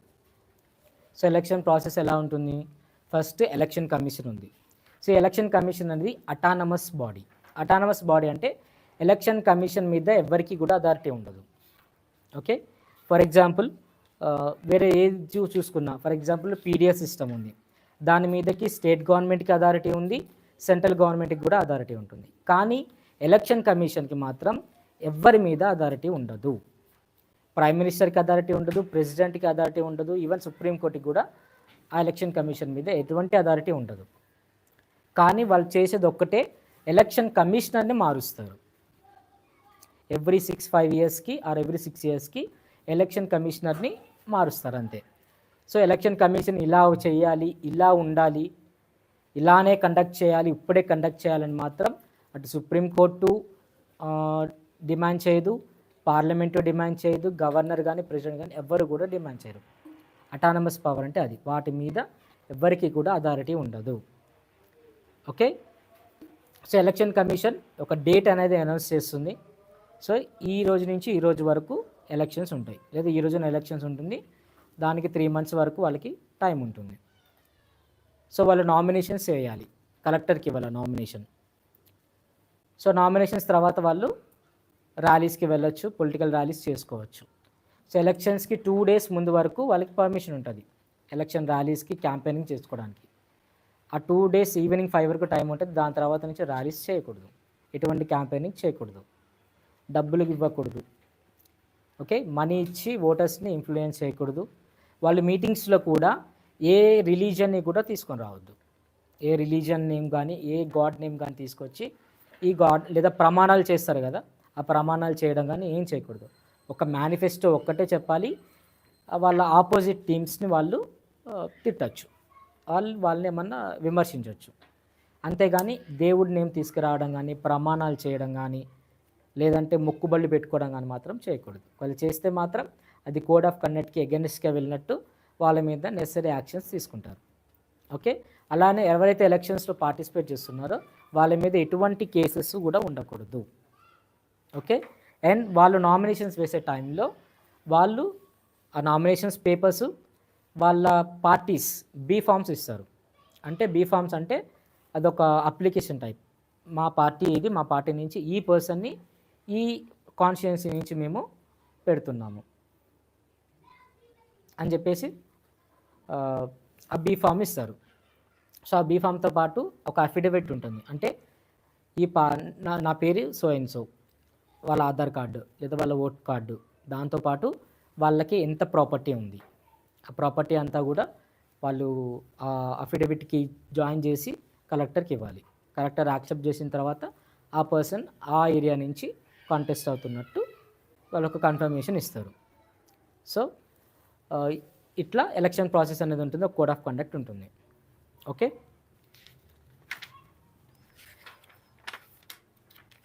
సో నోటా అంటే తెలుసు కదా, నన్ ఆఫ్ ది అబో, ఎవరు నచ్చకపోతే ఆ నోటాకి వేయచ్చు.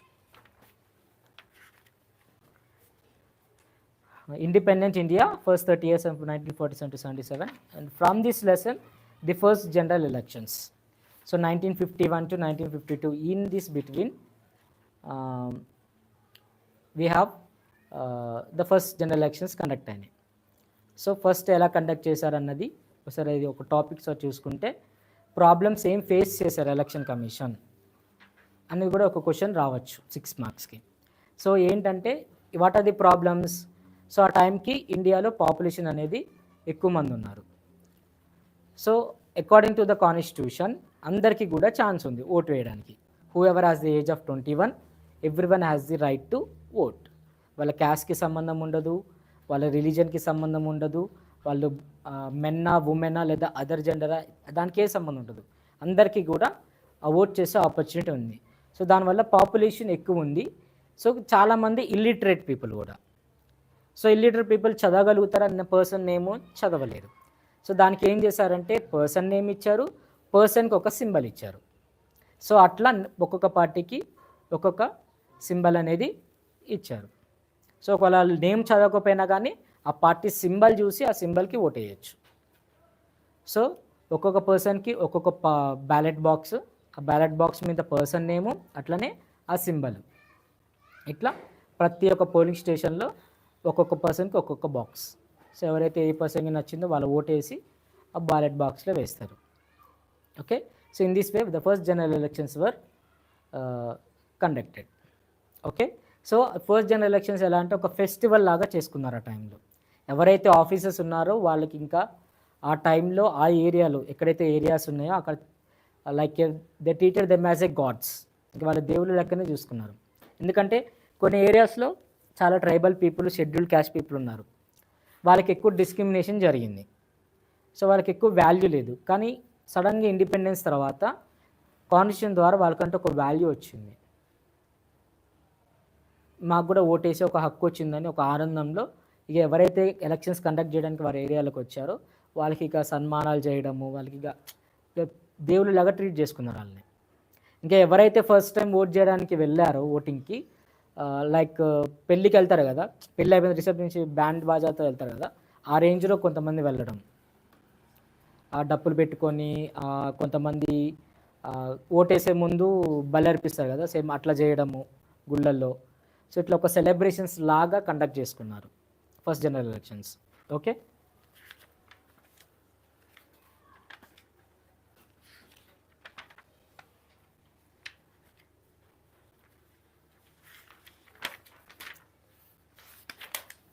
and another one, the topic is the demand for the state reorganizations.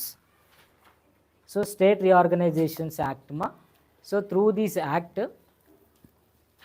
కొన్ని స్టేట్స్ అనేది డివైడ్ అయినాయి according to the language they speak. మోస్ట్గా చాలా స్టేట్స్ వాళ్ళ లాంగ్వేజ్ని బట్టి వాళ్ళు డివైడ్ అయ్యారు. ఓకే, ఇట్లా చాలా స్టేట్స్ అనేవి డివైడ్ అయినాయి. ఓకే, సో ఇదొక టాపిక్ ఒకటి చూసుకోండి.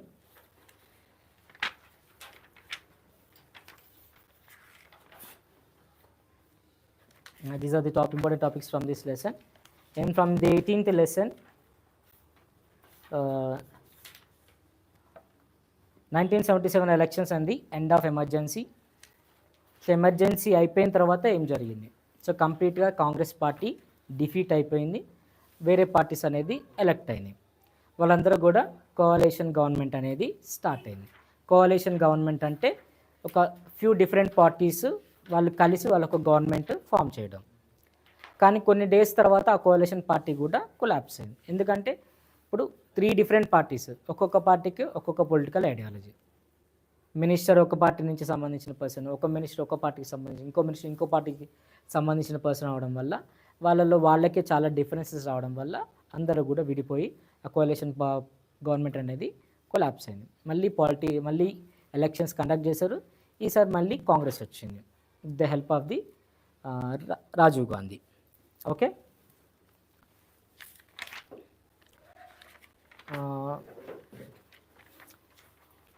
so from this is another topic important was the Assam movement.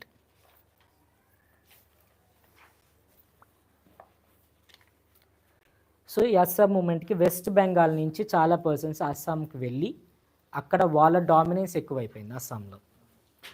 So వాళ్ళ whatever that companies are there, whatever the agriculture is there, అక్కడున్న కాలేజెస్ అనే స్టూడెంట్స్ అయినా కానీ ఈ బెంగాల్ పీపుల్ ఎక్కువ అవ్వడం వల్ల అక్కడ అస్సాం పీపుల్కి వాళ్ళు చాలా తక్కువ అయిపోయారు. ఈ డామినెన్స్ అనేది ఎక్కువైపోయింది. ఎక్కడ చూసినా బెంగాల్ పీపులే, అక్కడ రిచ్ పీపుల్ కూడా బెంగాల్ పీపుల్ ఉండడం, కాలేజెస్లో కానీ స్కూల్స్లో కానీ లెక్చరర్స్ బెంగాల్ వాళ్ళే, ఎక్కువ స్టూడెంట్స్ బెంగాల్కి సంబంధించిన వాళ్ళే. వాళ్ళ డామినెన్స్ ఎక్కువైపోవడం వల్ల అస్సాం వాళ్ళకి వాళ్ళ కల్చర్ పోతుందేమో అనే భయంతో అస్సాం మూమెంట్ స్టార్ట్ అయింది. సో ఈ అస్సాం మూమెంట్లో ఏంటంటే ఆ బెంగాల్ వాళ్ళందరినీ కూడా వెనక్కి పంపించేయాలి అని చెప్పేసి ఈ మూమెంట్ అనేది స్టార్ట్ అయింది. కొన్ని organizations, all Assam students union అనేది స్టార్ట్ అయ్యి ఎన్నో స్ట్రైక్స్, వైలెన్స్ వేలో వెళ్ళారు. సో ఎట్ లాస్ట్ వచ్చేసరికి కొద్దిగా రెస్ట్రిక్ట్ చేశారు, బెంగాల్ పీపుల్ ఎక్కువ రాకూడదు అని చెప్పేసి కొద్దిగా రెస్ట్రిక్షన్స్ అయితే ఉన్నాయి. సో స్టిల్ కొద్దిగా మూమెంట్ అయితే వెళ్తూ ఉంది బెంగాల్ పీపుల్ ఎక్కువ అవ్వడం వల్ల.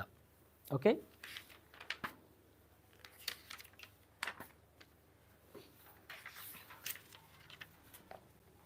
the next one, another important topic was the Punjab agitation. So Punjab people వాళ్ళు ఎప్పటి నుంచి అడుగుతున్నారు ఏంటంటే వాళ్ళకంటూ ఒక సపరేట్ కంట్రీయే కావాలని చెప్పేసి. దానికి సపోర్టెడ్గా ఒక one person, his name was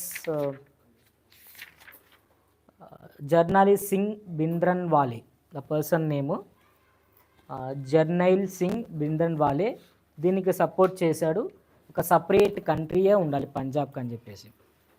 so ఈ పర్సన్ ఎక్కువ వైలెన్స్ వేలోనే వెళ్ళడం, నాన్ వైలెన్స్ వే కాకుండా వైలెన్స్ వేలోనే వెళ్ళేవాడు. సో ఈ పర్సన్ ఎక్కడ దాక్కున్నాడంటే గోల్డెన్ టెంపుల్లో హైడ్ అయ్యాడు.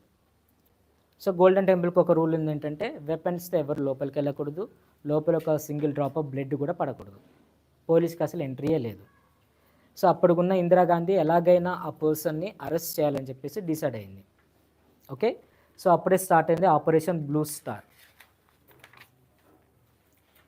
సో ట్రై చేశారు, ఆ గోల్డెన్ టెంపుల్ వరకు వెళ్ళి ఒక 8 to 9 days ట్రై చేశారు.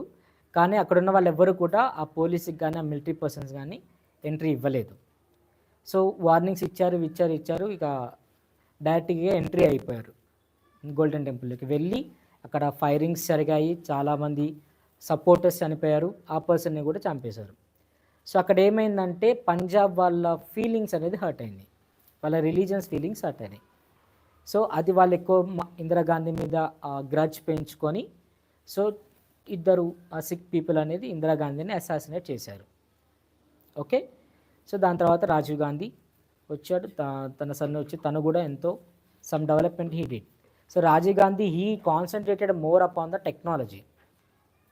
ఇందిరాగాంధీ అగ్రికల్చర్ మీద ఎక్కువ కాన్సన్ట్రేట్ చేసింది, తర్వాత తన పార్టీస్ మీద ఎక్కువ కాన్సన్ట్రేట్ చేసింది. కానీ when it comes to the Rajiv Gandhi concentrated more upon the communication.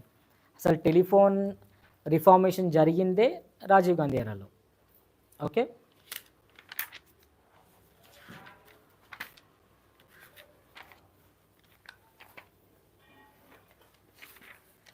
so in this lesson also the economic liberalization was repeated again in the page number 269. so globalization topic ఇక్కడ కొద్దిగా relate అవుతూ ఉంటుంది.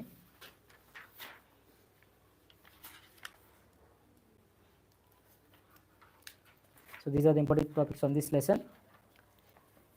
And from the 19th lesson, UNO, United Nations Organizations, and the 6 organs in it. Okay, so these are the important topics from this lesson. So UNOలో total 6 organs ఉన్నాయి.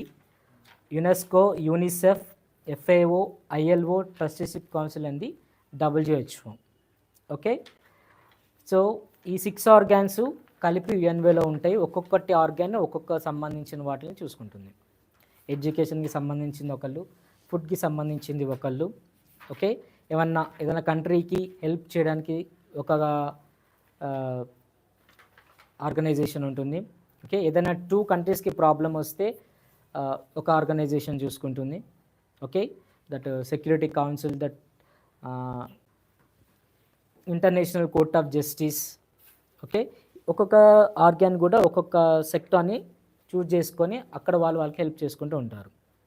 Okay, so is one is important topic for the 4 marks. Okay, UNO గురించి అడిగి ఏదన్నా UNOకి సంబంధించిన 2 organisations గురించి అడుగుతారు. Okay,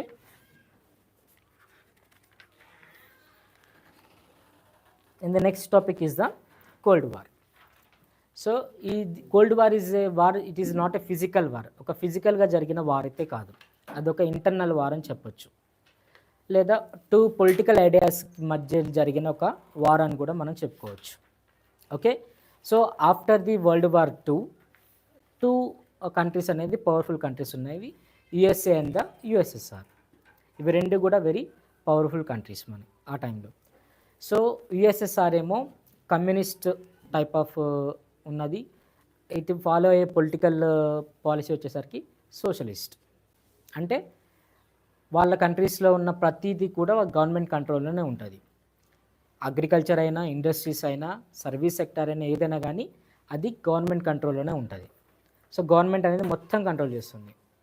so ఎలా అంటే ఫర్ ఎగ్జాంపుల్ ఏదైనా ఒక బ్రెడ్ కంపెనీ ఉంది, ఆ బ్రెడ్ కంపెనీ రోజుకి ఎన్ని బ్రెడ్స్ ప్రొడ్యూస్ చేయాలి, ఎన్ని బ్రెడ్స్ అమ్మాలి, ఎన్ని బ్రెడ్స్ ఒక స్టాక్ కింద పెట్టుకోవాలి, ఇవన్నీ కూడా గవర్నమెంటే చెప్తుంది. ఈ రోజున 150 ప్యాకెట్స్ మాత్రమే ప్రొడ్యూస్ చేయాలి. సో 150, దాంట్లో 75 బయట మార్కెట్ పంపించాలి, మిగతా 75 స్టోరేజ్ చేసుకోవాలి. ఇట్లా తర్వాత వచ్చిన ప్రాఫిట్స్ కూడా గవర్నమెంట్లోనే ఉంటుంది. సో గవర్నమెంట్ ఏం చేస్తుంది, ఆ ప్రాఫిట్స్ని డిస్ట్రిబ్యూట్ చేస్తుంది అందరికీ. సో అది socialist type of thing. When it comes to the USSA, it follow the capitalist. Capitalist అంటే ఏంటి, ఇన్వెస్టర్స్కి ఫ్రీడమ్ ఇవ్వడం. సో ప్రైవేట్ కంపెనీస్ ఎవరైతే ఉన్నారో వాళ్ళందరూ కూడా వాళ్ళకి ఈ USA గవర్నమెంట్ అనేది ఫ్రీడమ్ ఇచ్చింది. సో వాళ్ళు ఏం చేయాలి, ట్యాక్స్ పే చేయాలి అంతే. ప్రాఫిట్స్లో కొద్ది షేర్ ఇవ్వడం, మిగతాది ట్యాక్స్ పే చేయడం. ఇంకా వాళ్ళు ఎంత ప్రొడక్ట్స్ అయినా వాళ్ళు ప్రొడ్యూస్ చేసుకోవచ్చు. ఒక డే ఫర్ ఎగ్జాంపుల్ ఇక్కడ కూడా బ్రెడ్ కంపెనీ ఎగ్జాంపుల్ తీసుకుందాం. ఇక్కడ యూఎస్ఎస్ఆర్లో చూసుకుంటే వాళ్ళు 150 చెప్తారు, కానీ ఇక్కడ యూఎస్ఎస్ఏ ఫుల్ ఫ్రీడమ్ ఇచ్చింది. వాళ్ళు ఎన్నన్నా ప్రొడ్యూస్ చేసుకోవచ్చు, ఎంత రా మెటీరియల్ అన్నా తెచ్చుకోవచ్చు, ఎంతన్నా అమ్ముకోవచ్చు, ఎంతన్నా ఒక స్టోర్ చేసుకోవచ్చు. కానీ వీళ్ళకి ప్రాఫిట్లో ఇంతని ఇవ్వాలి, తర్వాత ఒక ట్యాక్స్ అనేది పే చేయాలి. ఇక్కడ యూఎస్ఎస్ఆర్లో వస్తేనేమో వాళ్ళు ఏంటి, ప్రతిదీ కూడా వాళ్ళే డిక్టేట్ చేస్తారు. కానీ యూఎస్ఎస్ఆర్లో ఉన్న డెమోక్రటిక్ క్యాపిటలిస్ట్లో అది ఉండదు, కొద్దిగా లిబరల్ ఉంటుంది, కొద్దిగా ఫ్రీడమ్ ఉంటుంది. కానీ రూల్స్ అండ్ రెగ్యులేషన్స్ మాత్రం ఫాలో చేయాలి. అది వర్కర్స్ గురించి అయినా, ప్రొడక్షన్ గురించి అయినా, క్వాలిటీ గురించి అయినా కానీ రూల్స్ అండ్ రెగ్యులేషన్స్ ఫాలో అవ్వాలి. కానీ ఎంత ప్రొడ్యూస్ చేయాలి, ఎంత ప్రాఫిట్ తీసుకోవాలి, ఇవన్నీ కూడా డిక్టేట్ మాత్రం చేయరు. ఓకే, సో వరల్డ్ వార్ అయిపోయిన తర్వాత ఏవైతే కంట్రీస్ ఇండిపెండెన్స్ వచ్చాయో వాటిని మనం థర్డ్ వరల్డ్ కంట్రీస్ అంటాం. ఓకే, మన ఇండియా కూడా third world country. Okay, so world war అయిపోయిన తర్వాత ఏదైతే కంట్రీస్ ఇండిపెండెన్స్ వచ్చాయో వీళ్ళు ఏం చేశారు, ఆ స్మాల్ కంట్రీస్ని లేదా స్మాల్ నేషన్స్ని వాళ్ళ పొలిటికల్ ఐడియాస్ని ఫాలో అవుతారా లేదా అని వాళ్ళ వైపు తీసుకోవడం, వాళ్ళ క్యాంప్ వైపు వాళ్ళని నడిపించుకోవడం. సో యుఎస్ఎస్ఆర్ కొన్ని కంట్రీస్ని అట్లా వాళ్ళ పొలిటికల్ ఐడియాలజీస్ ఫాలో చేయించింది, యుఎస్ఏ కొన్ని ట్రై చేసింది. కానీ మన కంట్రీ మాత్రం అటు యుఎస్ఏ వైపు వెళ్లకుండా ఆర్ యుఎస్ఎస్ఆర్ వెళ్ళకుండా కానీ న్యూట్రల్గా ఉంది. అటు యుఎస్ఏకి హెల్ప్ చేసింది, ఇటు యుఎస్ఎస్ఆర్కి కూడా హెల్ప్ చేసింది. ఓకే, సో ఇది కోల్డ్ వార్. మళ్ళీ కోల్డ్ వార్ 1992లో అయిపోయింది. సో ది కోల్డ్ వార్ వల్ల కొన్ని కంట్రీస్లో ఇంటర్నల్స్ వార్స్ అనేవి స్టార్ట్ అయినాయి. కంట్రీస్లో వాళ్ళకే వార్స్.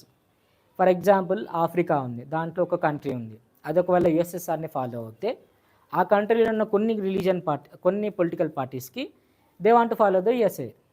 సో వాళ్ళు ఏం చేశారు, వెంటనే ఆ గవర్నమెంట్ని డ్రాప్ చేయాలి, ఆ గవర్నమెంట్ని వెంటనే దించేయాలనుకుంటారు. సో అట్లా ఈ కోల్డ్ వార్ వల్ల ఇంటర్నల్ వార్స్ అనేది ఎక్కువైంది. సో ఈ కోల్డ్ వార్ వల్ల యుఎస్ఏ వాళ్ళ మిలిటరీని కొన్ని కంట్రీస్లోకి వెళ్ళి వాళ్ళ క్యాంప్స్ పెట్టడం, అక్కడ ఎవరైతే ఎగెనిస్ట్గా ఉన్నారో ఆ స్టేట్స్లో ఆ కంట్రీస్లో వాళ్ళ మిలిటరీ క్యాంప్స్ పెట్టడం, వాళ్ళ మిలిటరీ బేసెస్ పెట్టడము.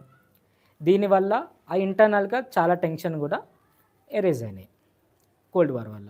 So it was ended in 1992. Okay,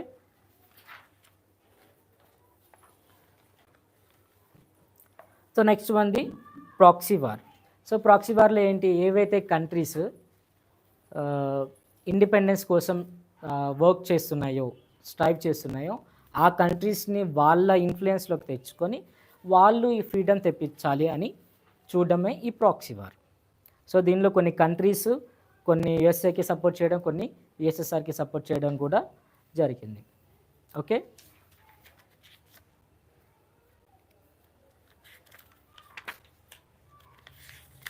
so the next one was the military alliances. So military alliances is nothing but making the contract with the others. So వేరే కంట్రీస్తో ఒక country ఒక contract చేసుకొని ఇన్ని ఒక ఇన్ని weapons అనేది మనం ప్రొడ్యూస్ చేసుకుందాం. ఒక కంట్రీకి కొన్ని రా మెటీరియల్స్ దొరకపోవచ్చు, కొన్ని కంట్రీస్కి కొన్ని రా materials దొరకపోవచ్చు.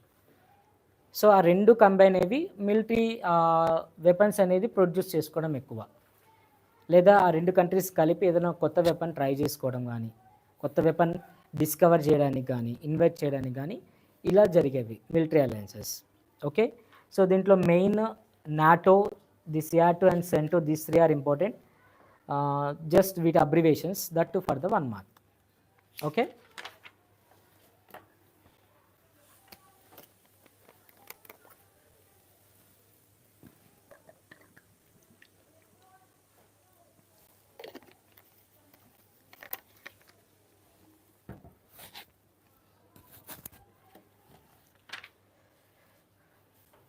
So the next one was the West Asian conflicts మా. సో ప్రజెంట్ జరుగుతుంది కదా ఇస్రాయల్ అండ్ పాలెస్తీన్ వార్, ఇక్కడి నుంచే స్టార్ట్ అయింది. So first that Israel country, this Palestine, మీరు ఇక్కడ మ్యాప్లో చూడండి 280, మ్యాప్ 2 ఇక్కడ చూసుకుంటే ది గ్రీన్ కలర్ మొత్తం కూడా పాలెస్తీన్ ల్యాండ్, ఏదైతే వైట్ కలర్ ఉందో అదంతా జూ పీపుల్. ఇజ్రాయెల్లో ఉండేది అందరూ కూడా జూ పీపులే. ఓకే, సో ఈ జూ పీపుల్ ఎలా అంటే వాళ్ళు కొన్ని రోజులు ఆ ఏరియాలో ఉంటారు, కొన్ని రోజులు వేరే ఏరియాస్లోకి వెళ్ళిపోతారు, మళ్ళీ రిటర్న్ అవుతారు, మళ్ళీ డిస్ట్రిబ్యూట్ అయిపోతారు. అట్లా వాళ్ళకి స్టార్టింగ్ నుంచి కూడా ఉంది. సో వాళ్ళ రిలీజియస్ బిలీఫ్స్లో రిలీజియస్ వేలో చూసుకుంటే వాళ్ళకి అలా జరుగుతూ ఉంటుంది. కొన్ని డేస్ వాళ్ళ ఏరియాలో ఉండడము, కొన్ని ప్రాబ్లమ్స్ రావడం వల్ల మళ్ళీ ఆ ఏరియా వదిలేసి వేరే ఏరియాస్లోకి వెళ్ళిపోవడం, మళ్ళీ వెనక్కి రావడం, మళ్ళీ వెళ్ళిపోవడం, ఇట్లా ఒక సర్కిల్ లాగా ఉంటుంది వాళ్ళ లైఫ్ అంతా. సో ఈ మోడర్నైజేషన్ రావడం వల్ల 19th సెంచరీ 20th సెంచరీ టైంకి వాళ్ళు వేరే కంట్రీస్లో ఉన్నారు. వరల్డ్ వార్ టైంకి రిటర్న్ అయిపోదాం అనుకున్నారు తిరిగి వాళ్ళ ల్యాండ్కి. కానీ తిరిగి వచ్చేసరికి ఆ ల్యాండ్లో పాలస్తీన్ పీపుల్ ఉన్నారు. ఓకే, సో అప్పటికి కంప్లీట్గా పాలస్తీన్ పీపుల్ అందరూ కూడా ఆ కంట్రీలో పాలస్తీన్ ల్యాండ్ ఏరియాలో మొత్తం కూడా ఉన్నారు. కానీ సడన్గా ఇజ్రాయెల్ వాళ్ళు వచ్చి ఇది మా కంట్రీ అని చెప్పేసి వార్ స్టార్ట్ అయింది. సో అట్లా చిన్న చిన్నగా వార్ చేసుకుంటూ ఆల్మోస్ట్ పాలస్తీన్ మొత్తాన్ని కూడా ఆక్యుపై చేసుకొని ఇజ్రాయెల్ కంట్రీ కింద చేసుకున్నారు. ఇప్పుడు రిమైనింగ్ ఉన్న పాలస్తీన్ ఏరియాస్ ఏవైతే ఉన్నాయో వాటిని కూడా ఆక్యుపై చేసుకోవడానికి ప్రజెంట్గా చూస్తుంది. Okay,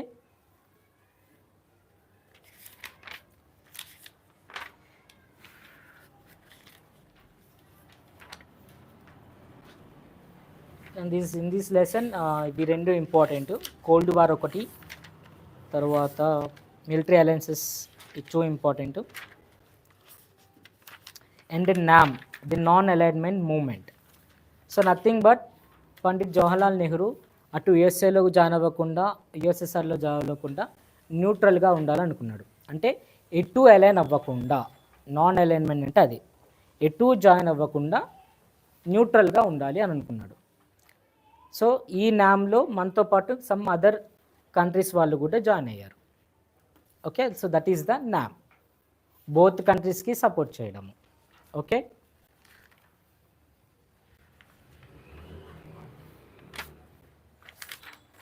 and India's relationship with the China, ఇదొక లెసన్ చూసుకోండి. సో ప్రజెంట్ అంత మంచిగా లేవు అంత relationship, but the before we used to have a good relationship with the China. Okay, and the social movements in our times, the civil rights and the other movements of the 1960. So civil rights movement means in America అందరు కూడా white colour people ఎక్కువ ఉంటారు, so black colour people కూడా ఉన్నారు. So ఈ white colour people వాళ్ళు ఎక్కువ population ఉన్న వల్ల వాళ్ళ డామినేషన్ ఉంది బ్లాక్ కలర్ పీపుల్ మీద. సో బ్లాక్ కలర్ పీపుల్కి అసలు ఈ రైట్స్ అనేవే లేవు. వాళ్ళకి సపరేట్ బస్సెస్, వాళ్ళకి సపరేట్ కోచెస్ ట్రైన్స్లో, వాళ్ళకి ఎక్కువ ఫ్రీడమ్ కూడా ఉండదు. వాళ్ళని ఎక్కడ పడితే అక్కడ వాళ్ళు రెస్ట్రిక్ట్ చేసుకునేవాళ్ళు. వైట్ పీపుల్ అలా రెస్ట్రిక్ట్ చేశారు. సో ఇది పోవాలి, ఈ టైప్ ఆఫ్ సిస్టమ్ పోవాలని చెప్పేసి సివిల్ రైట్స్ మూమెంట్ అనేది 1960లో స్టార్ట్ అయింది. ఇది లీడ్ చేసింది Martin Luther King. Okay, so ఈ పర్సన్ ఈ సివిల్ రైట్స్ మూమెంట్ అనేది ముందుకు తీసుకెళ్ళాడు. In this movement the black people they won and they got the civil rights. So discrimination చేయకూడదు బ్లాక్ పీపుల్ మీద అనేది ఒక రైట్ అనేది, ఒక ఆర్టికల్ అనేది అమెరికన్ కాన్స్టిట్యూషన్లో పాస్ అయింది. Okay, so black people also got the equal rights along with the white people. కానీ ఇప్పటికీ కూడా డిస్క్రిమినేషన్ జరుగుతూనే ఉంటుంది, చాలా ఇన్సిడెంట్స్ జరిగాయి. సో బ్లాక్ పీపుల్ ఆ పర్సన్ ఎంత ఫేమస్ అయినా కానీ అక్కడ గవర్నమెంట్ అనేది కొద్దిగా డిస్క్రిమినేట్ చేయడం, అక్కడ పోలీస్ వాళ్ళు డిస్క్రిమినేట్ చేయడం, still it will going on. Okay,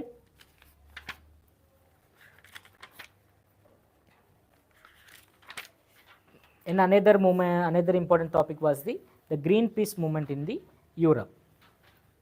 so ఇది 1971లో స్టార్ట్ అయింది. ఇది ఎందుకు స్టార్ట్ అయిందంటే ఇన్ 1971 అలాస్కా రీజియన్లో ఒక న్యూక్లియర్ టెస్ట్ చేయాలని అమెరికన్ గవర్నమెంట్ అనేది ఒక డెసిషన్ తీసుకుంది.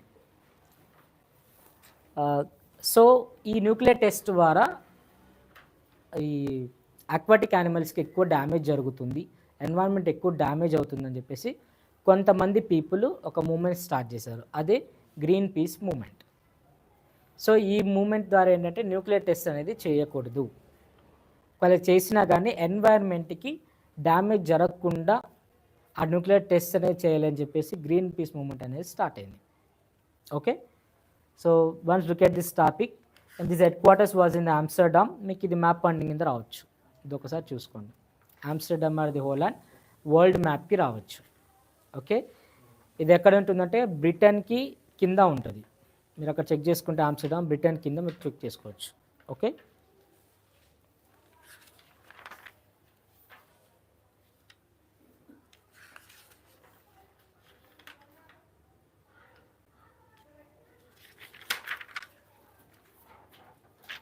and the Bhopal gas disaster for the map for the map pointing and also for the 1 mark.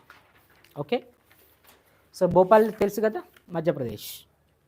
Okay,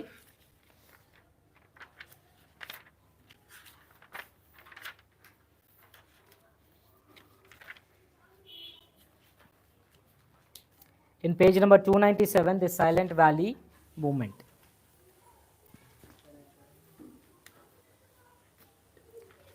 so ఇది కూడా ఒకసారి చెక్ చేసుకోండి, the years for the 1 mark or else for the 2 marks silent valley movement అంటే ఏంటి.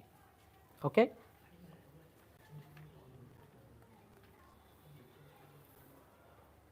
So ఈ silent valley అనేది ఒక area in కేరళమా. సో అదంతా కూడా forest area where the different species of birds and animals are there. So government అక్కడ ఒక డ్యామ్ కన్స్ట్రక్ట్ చేయాలనుకుంది, ఎందుకంటే రివర్ వ్యాలీ అంటే తెలుసు కదా, రివర్ ఉంటుంది. సో డ్యామ్ కన్స్ట్రక్ట్ చేసి ఆ రివర్ వాటర్ని యూటిలైజ్ చేసుకుందామని గవర్నమెంట్ చూసుకుంది. ఓకే, కానీ వాళ్ళు డ్యామ్ కట్టాలంటే అక్కడ ఏరియా అంతా డెస్ట్రాయ్ చేయాలి.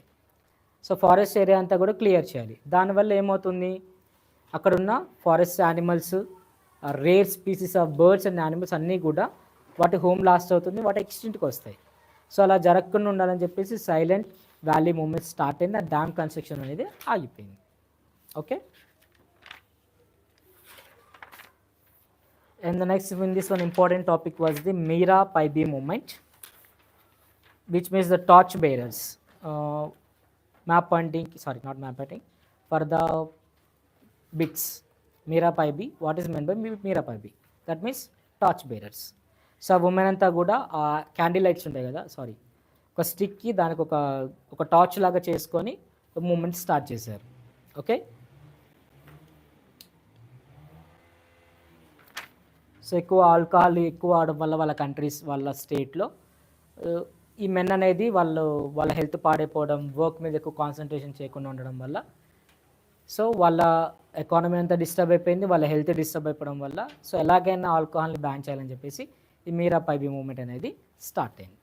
Okay, in the next from the 21st lesson the important was the gentlemen's agreement. So దీంట్లో 7 పాయింట్స్ ఉన్నాయి. సో ఫస్ట్ పాయింట్ వచ్చేసరికి సో హైదరాబాద్ స్టేట్ సపరేట్గా ఉండేది మనకి first. Okay, it's separate, Hyderabad state సపరేట్గా ఉండేది. ఓకే, సో హైదరాబాద్ స్టేట్ ఇండియాలో మర్జ్ అయిన తర్వాత కొంతమంది Andhra leaders Telugu speaking people అందరూ కూడా ఒకటే స్టేట్లో ఉంటేనే మంచిదని చెప్పేసి హైదరాబాద్ని కూడా ఆంధ్ర స్టేట్, ఆంధ్రప్రదేశ్ కాదు ఆంధ్ర స్టేట్లో కలపాలని చూశారు. కానీ తెలంగాణ లీడర్స్ యాక్సెప్ట్ చేయలేదు. కానీ నెగోషియేట్ చేసుకొని సెంట్రల్ గవర్నమెంట్తో మాట్లాడి కొన్ని నెగోషియేషన్ చేసుకొని ఒక అగ్రిమెంట్ అనేది పెట్టుకున్నారు, అదే జెంటిల్మెన్స్ అగ్రిమెంట్. సో దీంట్లో ఫస్ట్ పాయింట్ వచ్చేసరికి ఏదైతే రెవెన్యూ వస్తుందో ట్యాక్సెస్ ద్వారా ఆంధ్రప్రదేశ్కి తెలంగాణకి ఈక్వల్గా స్పెండ్ చేసి సర్ప్లస్ రెవెన్యూ ఏదైతే ఉందో, ఫర్ ఎగ్జాంపుల్ ఒక 1000 రూపీస్ అనుకుందాం మనం వచ్చింది ఒక ట్యాక్స్. సో బోత్ ఏరియాస్కి 450 పెడితే టోటల్ 900 అవుతుంది. ఎంత మిగిలింది ఎక్స్ట్రా 100. ఆ 100 తెలంగాణ మీద పెట్టాలి. వై? బికాస్ అప్పటికి ఆంధ్ర కొద్దిగా డెవలప్ అయిపోయింది, హైదరాబాద్ డెవలప్ అవ్వలేదు. హైదరాబాద్ డెవలప్ అయింది కానీ సరౌండింగ్స్ ఉన్న ఏరియాస్ డెవలప్ అవ్వలేదు. సో ఏదైతే రెవెన్యూ ద్వారా మనీ వచ్చిందో దాంట్లో బోత్ స్టేట్స్కి ఈక్వల్గా పెట్టి సర్ప్లస్ ఎక్కువ ఉన్న మనీ ఏదైతే ఉందో దాన్ని తెలంగాణలో ఎక్స్పెండిచర్ చేయాలి, తెలంగాణ మీద స్పెండ్ చేయాలనేది ఒక రూలు. సెకండ్ వన్ వచ్చేసరికి ఎడ్యుకేషనల్ ఫెసిలిటీస్లో తెలంగాణ పీపుల్ ఎక్కువ ఉండాలి, వేరే పీపుల్ తక్కువ ఉండాలి. రిజర్వేషన్, తెలంగాణ పీపుల్ వాళ్ళకి ఎక్కువ మందికి కూడా ఆపర్చునిటీస్ ఇవ్వాలి, వాళ్ళకి ఎక్కువ సీట్స్ రిజర్వ్ చేయాలి, వేరే ఆంధ్ర నుంచి వచ్చిన వాళ్ళకి మాత్రం కొద్ది తక్కువ ఉండాలని చెప్పేసి అదొకటి rule. And the third rule is the Mulki rules. Okay, so ఎవరైతే 12 ఇయర్స్ తెలంగాణలో ఉంటారో వాళ్ళకి ఇక్కడ నేటివిటీ వస్తుంది, అప్పుడు వాళ్ళు తెలంగాణ పీపుల్ కింద లెక్కగా వస్తుంది. అది మల్కీ రూల్. ఎవరైతే ఆంధ్ర నుంచి వచ్చి తెలంగాణలో 12 ఇయర్స్ కన్నా ఎక్కువ ఉంటారో వాళ్ళకి ఈ నేటివిటీ వస్తుంది, అప్పుడు వాళ్ళు తెలంగాణలో ఉండే అన్ని స్కీమ్స్ బెనిఫిట్స్ ఏవైతే ఉన్నాయో వాళ్ళకి వర్తిస్తాయి. కానీ 12 ఇయర్స్ కన్నా తక్కువ ఉన్న వాళ్ళకి మాత్రం ఉండవు. Okay, and fourth one is the ఒక రీజనల్ కౌన్సిల్ పెట్టాలి 20 మెంబర్స్తో.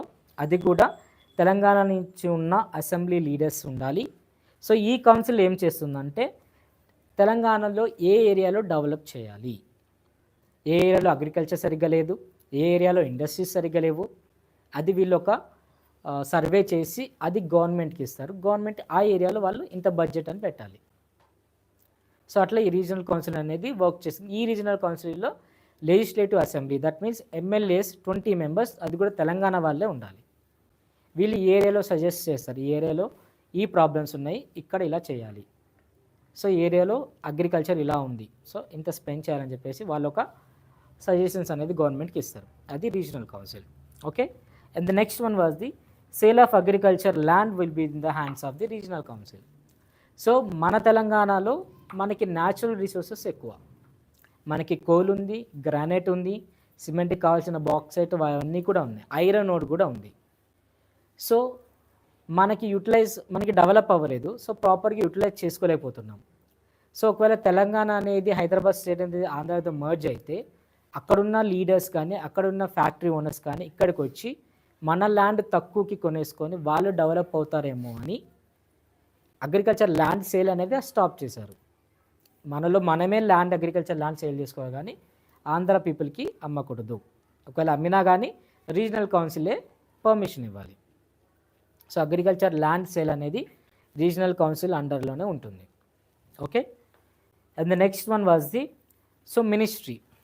సో సీఎం మినిస్టర్స్ ఉంటారు కదా, సో మినిస్ట్రీస్లో ఒక 60% ఏమో ఆంధ్ర ఎమ్మెల్యేస్ ఉంటారు, 40% ఏమో తెలంగాణ ఎమ్మెల్యేస్ ఉంటారు. ఫర్ ఎగ్జాంపుల్ ఒక 10 మినిస్ట్రీ పోస్ట్స్ ఉన్నాయి, దాంట్లో 6 మినిస్టర్స్ ఆంధ్ర లీడర్స్ అయి ఉండాలి, 4 లీడర్స్ తెలంగాణ వల్ల అయి ఉండాలి. Okay, and the next one was the ఒకవేళ చీఫ్ మినిస్టర్ కింద ఆంధ్ర ఎమ్మెల్యే ఉంటే డిప్యూటీ చీఫ్ మినిస్టర్ కింద తెలంగాణ పర్సన్ ఉండాలి. లేదు, చీఫ్ మినిస్టర్ తెలంగాణ పర్సన్ అయి ఉంటే డిప్యూటీ చీఫ్ మినిస్టర్ ఆంధ్ర నుంచి ఉండాలి. సో ఈ రూల్స్ అనేది ఫాలో అవ్వాలి, ఇది అగ్రిమెంటు. సో దీంట్లో ఒక 14 మెంబర్స్ అటు తెలంగాణ నుంచి ఆంధ్ర నుంచి అందరూ యాక్సెప్ట్ చేసి అప్పుడు హైదరాబాద్ని ఆంధ్ర స్టేట్లో కలిపి ఆంధ్రప్రదేశ్ అయింది.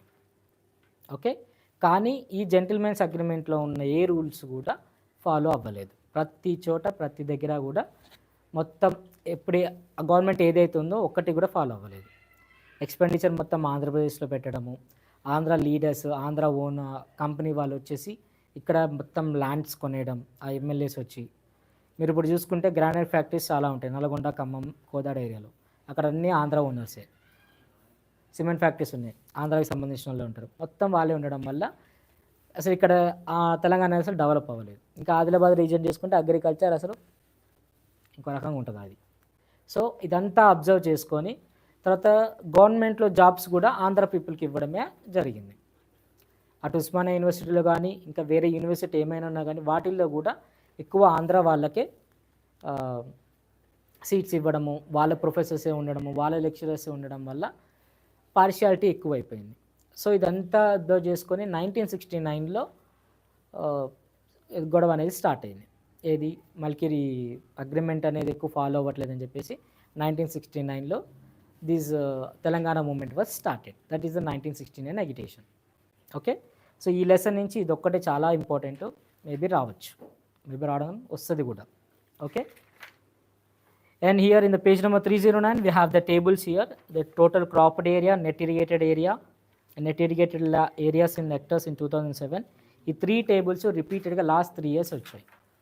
సో మేబీ ఈ ఇయర్ కూడా రిపీట్ అవ్వచ్చు, ఇది కూడా చూసుకోండి. Okay, so these are the important topics from all the 21 lessons. Map అనేది మనకి టీవీలోనే చూపించగలుగుతాము. అంటే ఇంపార్టెంట్ ఏమేమి అడుగుతారు?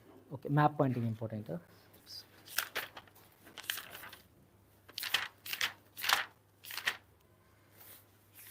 సో మ్యాప్ పాయింటింగ్ ఇంపార్టెంట్లో పేజీ నెంబర్ 3లో మీకు చూసుకుంటే, సో మన ఇండియన్ స్టాండర్డ్ మెరీడియన్ ఉంది 82 degrees 30 minutes. మన లాటిట్యూడ్ ఉంది కదా, మేబీ అది డ్రా చేయమని అడగచ్చు. మీరు పేజ్ నెంబర్ 3లో డాటెడ్ లైన్ ఉంది చూడండి, అది డ్రా చేయమని అడగచ్చు. సో అది డైరెక్ట్గా అడగచ్చు, ఇండైరెక్ట్గా అడగచ్చు. ఐఎస్టీ అని అడగచ్చు, లేదంటే 82 degrees 30 degrees east longitude draw చేయండి మ్యాప్లో అని ఉంటుంది. So it crosses from the Nepal, మన ఆంధ్రప్రదేశ్ రీజన్ ఆ లైన్ ఉంది, స్ట్రైట్ ఉంటుంది. సో అలా మీరు ఒకటి డ్రా చేసుకోవాలి. ఓకే,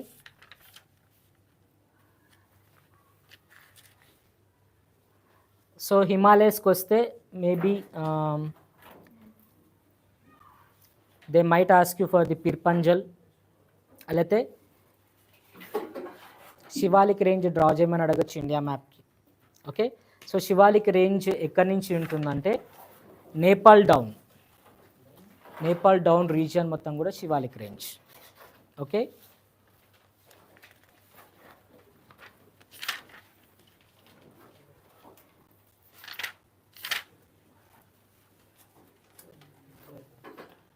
ఇండియా మ్యాప్ హ్యాంగ్ చేయొచ్చు.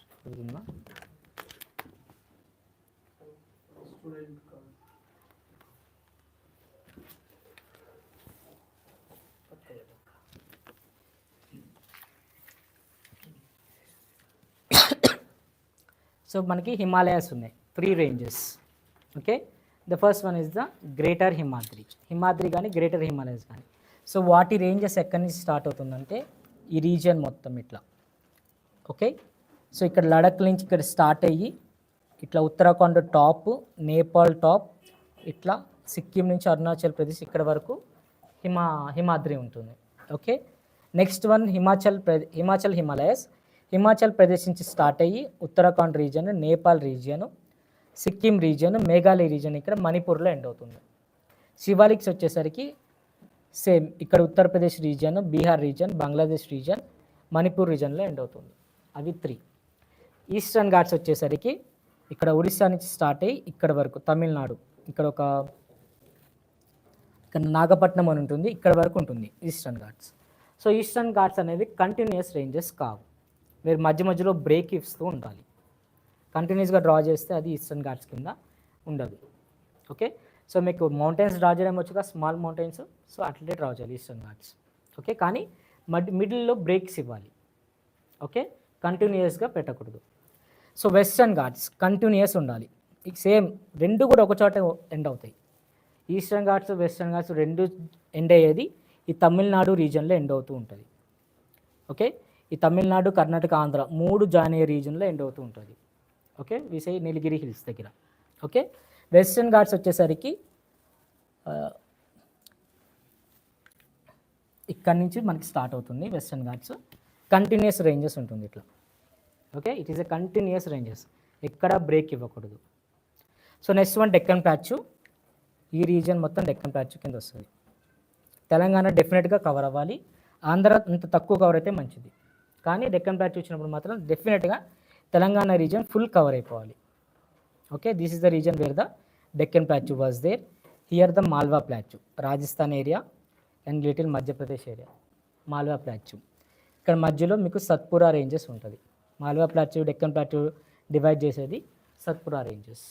ఓకే, ఇంకా ఇంపార్టెంట్ ఏమున్నాయి దీంట్లో, చోటా నాగపూర్ ప్లాట్యూ రైట్ సైడ్ ఉంటుంది మీకు. ఓకే, ఈ ఏరియాలో మీకు చోటా నాగపూర్ ప్లాట్యూ ఉంటుంది. మీకు ఇంకా అర్థం కావాలంటే మీరు పేజ్ నెంబర్ 11 టెక్స్ట్ బుక్లో మీరు చూసుకోండి. ఇప్పుడు సింపుల్, ఈ మ్యాప్ కన్నా ఆ మ్యాప్ సింపుల్గా ఉంది. చోటా నాగపూర్ ప్లాట్యూ మీకు ఈ జార్ఖండ్ రీజియన్లో ఉంది. ఓకే, మీకు మ్యాప్ పాయింటింగ్ మీరు వెంటనే మీకు బ్రెయిన్లోకి ఇమాజిన్ వచ్చేయాలి మ్యాప్. ఓకే, వెంటనే మ్యాప్ చూడగానే మీ బ్రెయిన్లో మీరు ఇమాజిన్ చేసుకోండి, వెస్ట్ సైడ్ ఏంటి, ఈస్ట్ సైడ్ ఏంటి, సౌత్ ఏంటి, నార్త్, స్టేట్స్ అన్నీ కూడా ఒక ఇమాజినేషన్లోకి ఉండాలి. Okay, so reverse, Godavari river అన్నీ మహారాష్ట్ర నుంచే, కృష్ణా రివర్ కూడా మహారాష్ట్ర నుంచే. సో ఇక్కడ గోదావరి ఆదిలాబాద్లో మనకి ఎంటర్ అవుతుంది. ఓకే, సో కృష్ణా కూడా అక్కడి నుంచే మనకి ఎంటర్ అవుతుంది. మనం 4th లెసన్ ఓపెన్ చేస్తే we can observe that the river flowing of reverse. 5th lesson, sorry,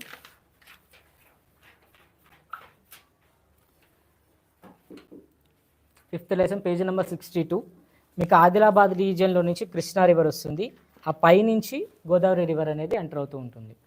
okay, and the river Narmada ఎక్కడ అంటే గుజరాత్ ఏరియా ఉంది కదా, ఇది నర్మదా. ఇవి 3 మీకు ఇంపార్టెంట్.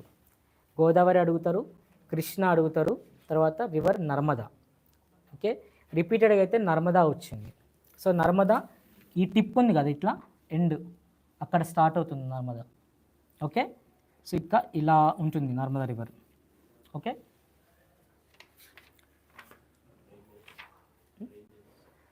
రేంజెస్ చెప్పాను కదా ఆల్రెడీ. హిమాద్రి, గ్రేటర్ హిమాలయస్,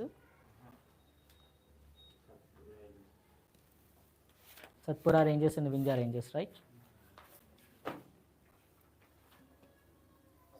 మీకు Satpura ranges same Narmada river కిందనే సత్పురా రివర్ రేంజెస్ ఉంటుంది. ఈ సత్పురా రేంజెస్ డెక్కన్ ప్లాట్యూని, మాల్వా ప్లాట్యూని డివైడ్ చేస్తుంది. ఓకే, నర్మదా పైన మీకు వింజా రేంజెస్ ఉంటుంది. ఓకే, హిల్ స్టేషన్స్ మెయిన్ ఏమి ఉన్నాయి మనకి?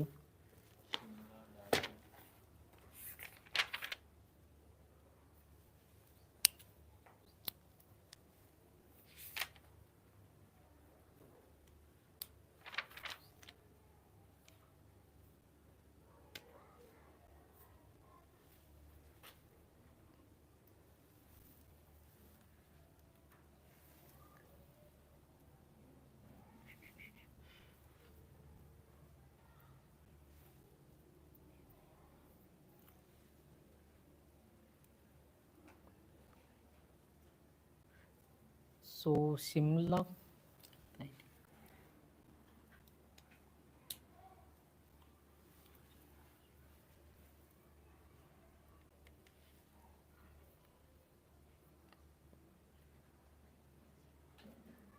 నది తర్వాత షిమ్లా వచ్చేసరికి ఇక్కడ హిమాచల్ ప్రదేశ్లో ఉంది.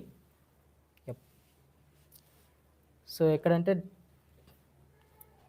ఉత్తరాఖండ్ పక్కకి హిమాచల్ ప్రదేశ్ కింద షిమ్లా ఉంటుంది. డార్జిలింగ్ వచ్చేసరికి ఇటువైపు సిక్కిం వైపు ఉంటుంది.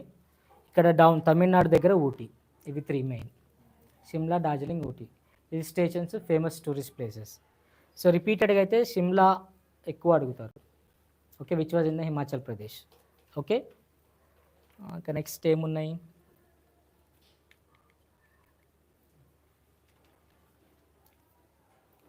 సో ఇండస్ రివర్ ఇక్కడ నుంచి ఇట్లా ఇండస్ రివర్ అనేది ఇలా వస్తుంది. Okay, from the Jammu and Kashmir నుంచి సో ఇట్లా పాకిస్తాన్ రీజియన్లోకి ఎంటర్ అవుతూ ఉంటుంది. So that is the Indus river. Okay, so next world map.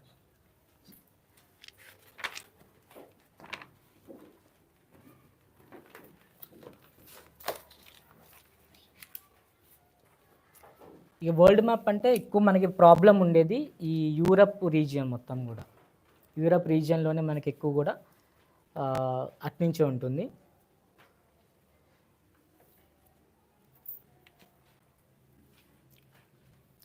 So this is the United Kingdom. So ఇట్లా ఒక బ్రాంచ్ లాగా ఉంది కదా, దాని కిందనే మనకి యునైటెడ్ కింగ్డమ్ ఉంటుంది. So here you can see the branch. Here ఒక బ్రాంచ్ లాగా ఉంది కదా, దాని కిందనే United Kingdom. Okay, next was the Russia, మీకు ఐడియా ఉంది, ఇండియా ఐడియా ఉంటుంది. Next Nigeria. Here Nigeria was another one which they might ask you for the world maps. From another one was in Nigeria. And next was the, so present contemporary నుంచి మనం చూసుకుంటే Israel ఉంటుంది. So Israel వచ్చేసరికి so here, so చాలా చిన్నగా ఉంటుంది Israel. So Mediterranean sea right side, so Mediterranean sea ఉంటుంది కదా, దాని రైట్ సైడ్ ఉండేదే ఇజ్రాయెల్. ఓకే, దాంట్లోనే ప్యాలెస్తీన్ కూడా ఉంటుంది. ఓకే, వెరీ చిన్న చిన్న countries.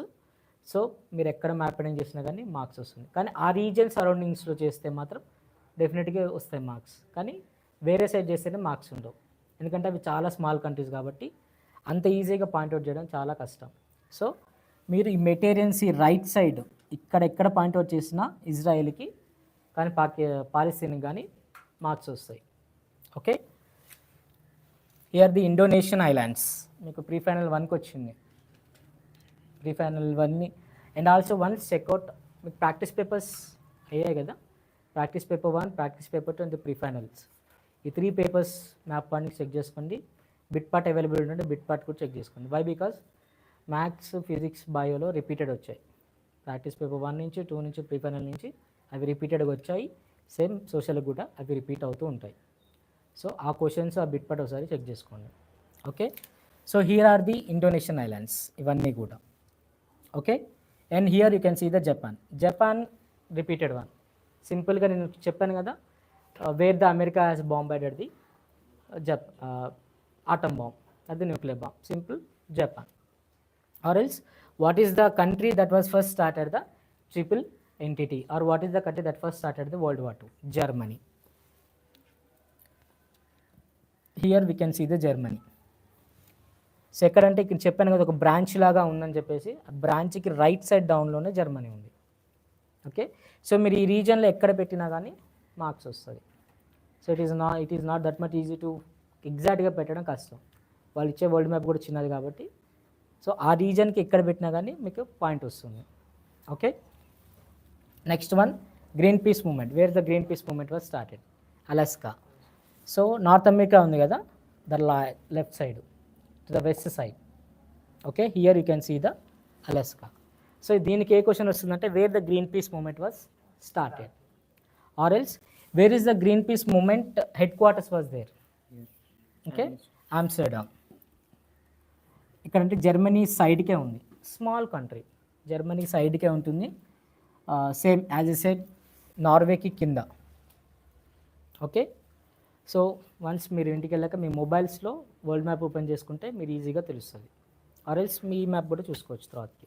Okay, and next యురేగ్వే, Argentina, ఇవి ఈ సౌత్ అమెరికా ఏరియాస్ కూడా ఒకసారి చూసుకోండి. క్యూబా ఉంటుంది ఇక్కడ, ఎస్ క్యూబా, ఇది లాస్ట్ టైం వచ్చింది. So one map pointing will be మనకి తెలవందే వస్తుంది. సో ఆ టైంలో మీరు చేయాల్సింది చేయొచ్చు. ఓకే, డెఫినెట్లీ 6 వస్తాయి కదా వరల్డ్ మ్యాప్లో, వరల్డ్ మ్యాప్ 6 వస్తే దాంట్లో ఒకటేమో ఇండైరెక్ట్, ఒకటి మనకి తెలియని డెఫినెట్గా ఉంటుంది, అదొక రూల్ ఉంటుంది, డెఫినెట్గా మనకు ఆ తెలవందే అడుగుతారు. సో ఆ టైంలో మీ యాక్షన్ మీరు తీసుకోవచ్చు. ఓకే, యా, ఇంకేమైనా డౌట్స్ ఉన్నాయని మ్యాప్ పాయింటింగ్ విషయంలో? యుక్రెయిన్ గురించి అడగచ్చు. Okay, a contemporary issue Ukraine. Okay, and the North Korea and the South Korea beside to the Japan. ఓకేమా, so North and South Koreas చూసుకుంటే జపాన్ పక్కన ఉండేవి North and South Koreas. Okay, yeah, this is the world map. ఇక Telangana map అనేది కొద్దిగా practice చేయండి. Diagram అంటే ఇక మనకి ట్రయాంగిల్ షేప్, ఒక ట్రయాంగిల్ తీసుకొని, సమోసా షేప్ అని నేను చెప్పలేనులే కానీ యా ఆ షేప్ అనుకోవచ్చు, కానీ ట్రయాంగిల్ ఫస్ట్ ఒక ట్రయాంగిల్ డ్రా చేసుకోండి. ఓకే, ట్రయాంగిల్ ఎలా ఉండాలంటే 90 degreesకి కొద్దిగా తక్కువ ఉండాలి, లైక్ 87, 89 degreesలో బెండ్ చేసి, రైట్ యాంగిల్ ట్రయాంగిల్ తెలుసు కదా, 90 degrees లైన్ ఉంటుంది కదా, దాన్ని 88 degrees లేదా 89 degreesలో కొద్దిగా రైట్ సైడ్ బెండ్ చేసి డ్రా చేసుకోండి ఫస్ట్ ట్రయాంగిల్. తర్వాత మీరు ఈ షేప్స్ డ్రా చేసుకోవాలి. ఓకే, తర్వాత ఈ రీజన్ ఇంపార్టెంట్, ఇక్కడ ఇది ఎక్స్ట్రా ఉంది కదా ఖమ్మం రీజన్ని, ఇది ఇంపార్టెంట్, వాళ్ళు ఇవే చెక్ చేస్తారు. ఇక్కడ ఒకటి ఆదిలాబాద్ రీజను, ఇటు లెఫ్ట్ సైడ్ ఈ డౌన్ గద్వాల్ రీజన్, ఈ పాయింట్స్ చూసుకుంటారు వాళ్ళు మెయిన్లీ. సో ఇవి పర్ఫెక్ట్గా మీరు డ్రా చేస్తే ఆల్మోస్ట్ తెలంగాణ మ్యాప్ పర్ఫెక్ట్ అయినట్టే. ఆదిలాబాద్ ఈ టాప్ రీజన్ ఒకటి, okay, and here in the Khammam reason, in the Suryapet reason, ఈ రీజన్ ఒకటి, ఖమ్మంది కొద్దిగా ఎక్స్టెండ్ అయి ఉంటుంది. ఓకే, ఇదొక పాయింట్స్. తర్వాత ఇక గద్వాల్ పాయింట్, ఈ పాయింట్ కూడా కొద్దిగా ఎక్స్టెండ్ అయి ఉంటుంది. ఫస్ట్ నేను చెప్పిన యాంగిల్లో ట్రయాంగిల్ డ్రా చేసుకొని ఇవి తీసుకోండి. ఫస్ట్ టాప్ లేయర్ ఒకటి ఆదిలాబాద్ రీజన్, ఇది ఒకటి డ్రా చేసుకోండి. తర్వాత ఇక్కడ ఈ ఖమ్మం రీజను, కొత్తగూడెం రీజన్ ఇదొకటి ఈ షేప్లో ఒకటి డ్రా చేసుకోండి. తర్వాత జోగులాంబ గద్వాల్ ఇదొకటి డ్రా చేసుకొని రిమైనింగ్ నార్మల్గా మీరు కనెక్ట్ చేసుకుంటే సరిపోతుంది. అట్లా మీకు ఒక షేప్ వస్తుంది. ఓకే, ఇక హైదరాబాద్ ఎక్కడో మీకు ఒక ఐడియా ఉంది కాబట్టి మేబీ అడగచ్చు. Some times you will ask the borders. So మనకి south side Andhra Pradesh, left side వస్తే కర్ణాటక, అది టాప్ వెస్ట్ నార్త్ వెస్ట్కి వస్తే మహారాష్ట్ర, ఇంక ఇటువైపు వస్తే మనకి Madhya Pradesh, Chhattisgarh, or sometimes any 5 districts.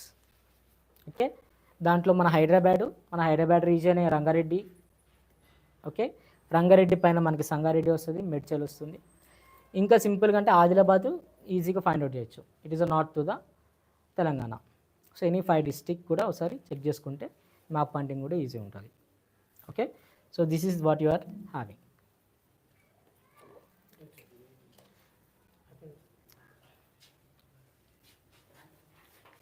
Thank you dear students, విన్నందుకు చాలా థ్యాంక్స్. సో అందరు లైవ్లో ఉన్నందుకు చాలా థ్యాంక్స్ నాన్న. సో చాలామంది కంటిన్యూస్ వాచింగ్ చేస్తున్నారు. సో సూపర్, అసలు 2 hours కంటిన్యూస్గా లైవ్ చేయడం అంటే ఇట్ ఈస్ ఇంపాసిబుల్. సో చాలా థ్యాంక్స్ డియర్ స్టూడెంట్స్. సార్ అన్నీ ఎక్స్ప్లెయిన్ చేసి అనుకుంటా. నేను కూడా మీ లెక్కనే లైవ్ చూశాను, వాచింగ్ చేశాను 2 hours. సో చాలా పేషెన్స్ ఉండాలి వినడానికి డియర్ స్టూడెంట్స్. సార్ ఇంకేమైనా డౌట్స్ ఉన్నాయా సార్? క్లియర్ అయింది కదా బోర్డ్ ఎగ్జామ్లో ఉన్నవన్నీ? అన్నీ క్లియర్ అయింది కదా? క్లియర్ అయినాయి. Okay, so first you have to write down. మీకు వచ్చిన క్వశ్చన్ ఫస్ట్ రాయండి. ఓకే, సో ఇంకోటి టిప్ ఏంటంటే మీకు ఎక్కడైనా మ్యాటర్ రాకపోతే మీకు వచ్చింది రాసేయండి. Okay okay, why? Because biology వరకు మీరు లిమిటెడ్ క్వశ్చన్స్ అంటే కొన్ని క్వశ్చన్సే రాస్తారు కదా, కానీ సోషల్కి వచ్చేసరికి మీరు ఆల్మోస్ట్ 16 క్వశ్చన్స్ రాయాలి. ఓకే, దాంట్లో 2 మ్యాప్ పాయింటింగ్స్ 14 క్వశ్చన్స్. అన్ని కరెక్షన్స్ చేయలేరు వాళ్ళు అంత ఈజీగా. ఓకే, సో వాళ్ళు ఏం చేస్తారంటే, ప్రెజెంటేషన్ గురించి సార్ యా, మీరు డేట్స్ రాయాలి. presentation. Dates are very important for whatever the questions are there. So dates రాసినప్పుడు మీరు పెన్సిల్తో అండర్లైన్ చేయండి, లేదా డబల్ అపాస్ట్రఫీస్ పెట్టండి. ఏదైనా ఇంపార్టెంట్ వర్డ్ వచ్చినప్పుడు, ఏదైనా పర్సన్ నేమ్ వచ్చినప్పుడు, లేదా ఏదైనా స్కీమ్ నేమ్ వచ్చినప్పుడు పెన్సిల్తో అండర్లైన్ చేయండి, లేదా డబల్ అపాస్ట్రఫీస్ పెట్టండి. ఓకే, క్లియర్గా మంచిగా అట్రాక్టివ్గా ఉండాలి. ఫస్ట్ 3 to 4 పేపర్స్ మంచిగా రాస్తే 5th పేపర్ నుంచి జస్ట్ కరెక్షన్స్కి అట్లా వెళ్ళిపోతూ ఉంటుంది పేపర్. సో ఎక్కువ క్వశ్చన్స్ ఉంటుంది, తక్కువ లిమిటెడ్ టైం ఉంటుంది వాళ్ళకి, కాబట్టి వాళ్ళు ఫస్ట్ 3 to 4 లైన్స్లో ఉన్న మ్యాటర్ని చెక్ చేసుకుంటారు. సో నెక్స్ట్ ఉన్న మ్యాటర్ని వాళ్ళు అంత క్లియర్గా చెక్ చేయరు. సో మనకి ఫస్ట్ మన ఇంట్రడక్షనే ఎక్కువ ఇంపార్టెంట్ ఉంటుంది అక్కడ. సో పాయింట్ వైజ్గా రాస్తే క్వశ్చన్ ఇంకా పెద్దగా కనబడుతుంది. ఇంకా మధ్యలో ఇంపార్టెంట్ ఏదన్నా ఇంపార్టెంట్ వర్డ్స్ అనే కాదు, మీకు ఇంపార్టెంట్ అన్న వర్డ్స్ని మీరు అండర్లైన్ చేసి పెన్సిల్తో డబల్ ఎఫర్స్ చేసి పెడితే ఇంకా అట్రాక్టివ్గా కనబడుతూ ఉంటుంది. ఓకే, క్వశ్చన్ నెంబర్స్ మీరు డెఫినెట్గా వేయాలి. సెక్షన్స్, క్వశ్చన్స్ మీరు జంబుల్గా రాసినా పర్లేదు, బట్ సెక్షన్స్ని మాత్రం మెన్షన్ చేయండి. సో ఫస్ట్ నా సజెషన్ మాత్రం, నేను నా స్టూడెంట్స్కి ఇచ్చిన సజెషన్ మాత్రం ఫస్ట్ సెక్షన్ 3ని అటెంప్ట్ చేయాలి. ఎందుకంటే more you have to right. Section 3 6 marks కాబట్టి మనం ఎక్కువ పాయింట్స్ అనేది అక్కడ ఉంది కాబట్టి ఎక్కువ మనం ఫస్ట్ సెక్షన్ 3 రాయండి. ఓకే, తర్వాత మ్యాథ్స్లో కూడా అదే చేసారు. మ్యాథ్స్లో రిమైనింగ్ సబ్జెక్ట్లో కూడా సెక్షన్ 3 నుంచే స్టార్ట్ చేయమన్నాను నేను. ప్రెజెంటేషన్ కూడా ఎక్స్ప్లెయిన్ చేశాను. Dear students, so please all of you subscribe my channel. ఒక లైక్ వేయండి, మీరు కంటిన్యూస్ వాచ్ చేస్తున్నారు కాబట్టి ఒక లైక్ వేసుకోండి. So don't forget subscribe my channel. Dear students, వింటున్నారా? మర్చిపోవద్దు, సబ్స్క్రైబ్ చేయండి ఫస్ట్. ఇలాంటి వీడియోస్ ఇంకా ఉన్నాయి, ఓకేనా? సో మీకు మ్యాథ్స్వి, ఫిజిక్స్వి, బయాలజీవి సో ఆన్సర్ షీట్ కూడా అప్లోడ్ చేస్తాను. యాక్చువల్లీ ఆన్సర్ కూడా ఎక్స్ప్లెనేషన్ చేస్తాను ఆఫ్టర్ ఎగ్జామ్. సోషల్ ఎగ్జామ్ అయిపోయిన తర్వాత వాటి ఎక్స్ప్లెనేషన్ కూడా డియర్ స్టూడెంట్స్ ఎక్స్ప్లెయిన్ చేస్తాను నేను. మ్యాథ్స్కి కీ పేపర్, ఆన్సర్ పేపర్ మొత్తం ఎక్స్ప్లెయిన్ చేస్తాను. ఫిజిక్స్వి, బయాలజీవి కూడా ఆన్సర్ షీట్ మొత్తం ఎక్స్ప్లెయిన్ చేస్తాను dear students. So don't forget subscribe my channel. Okay, thank you sir. Thank you. Okay sir, bye friends.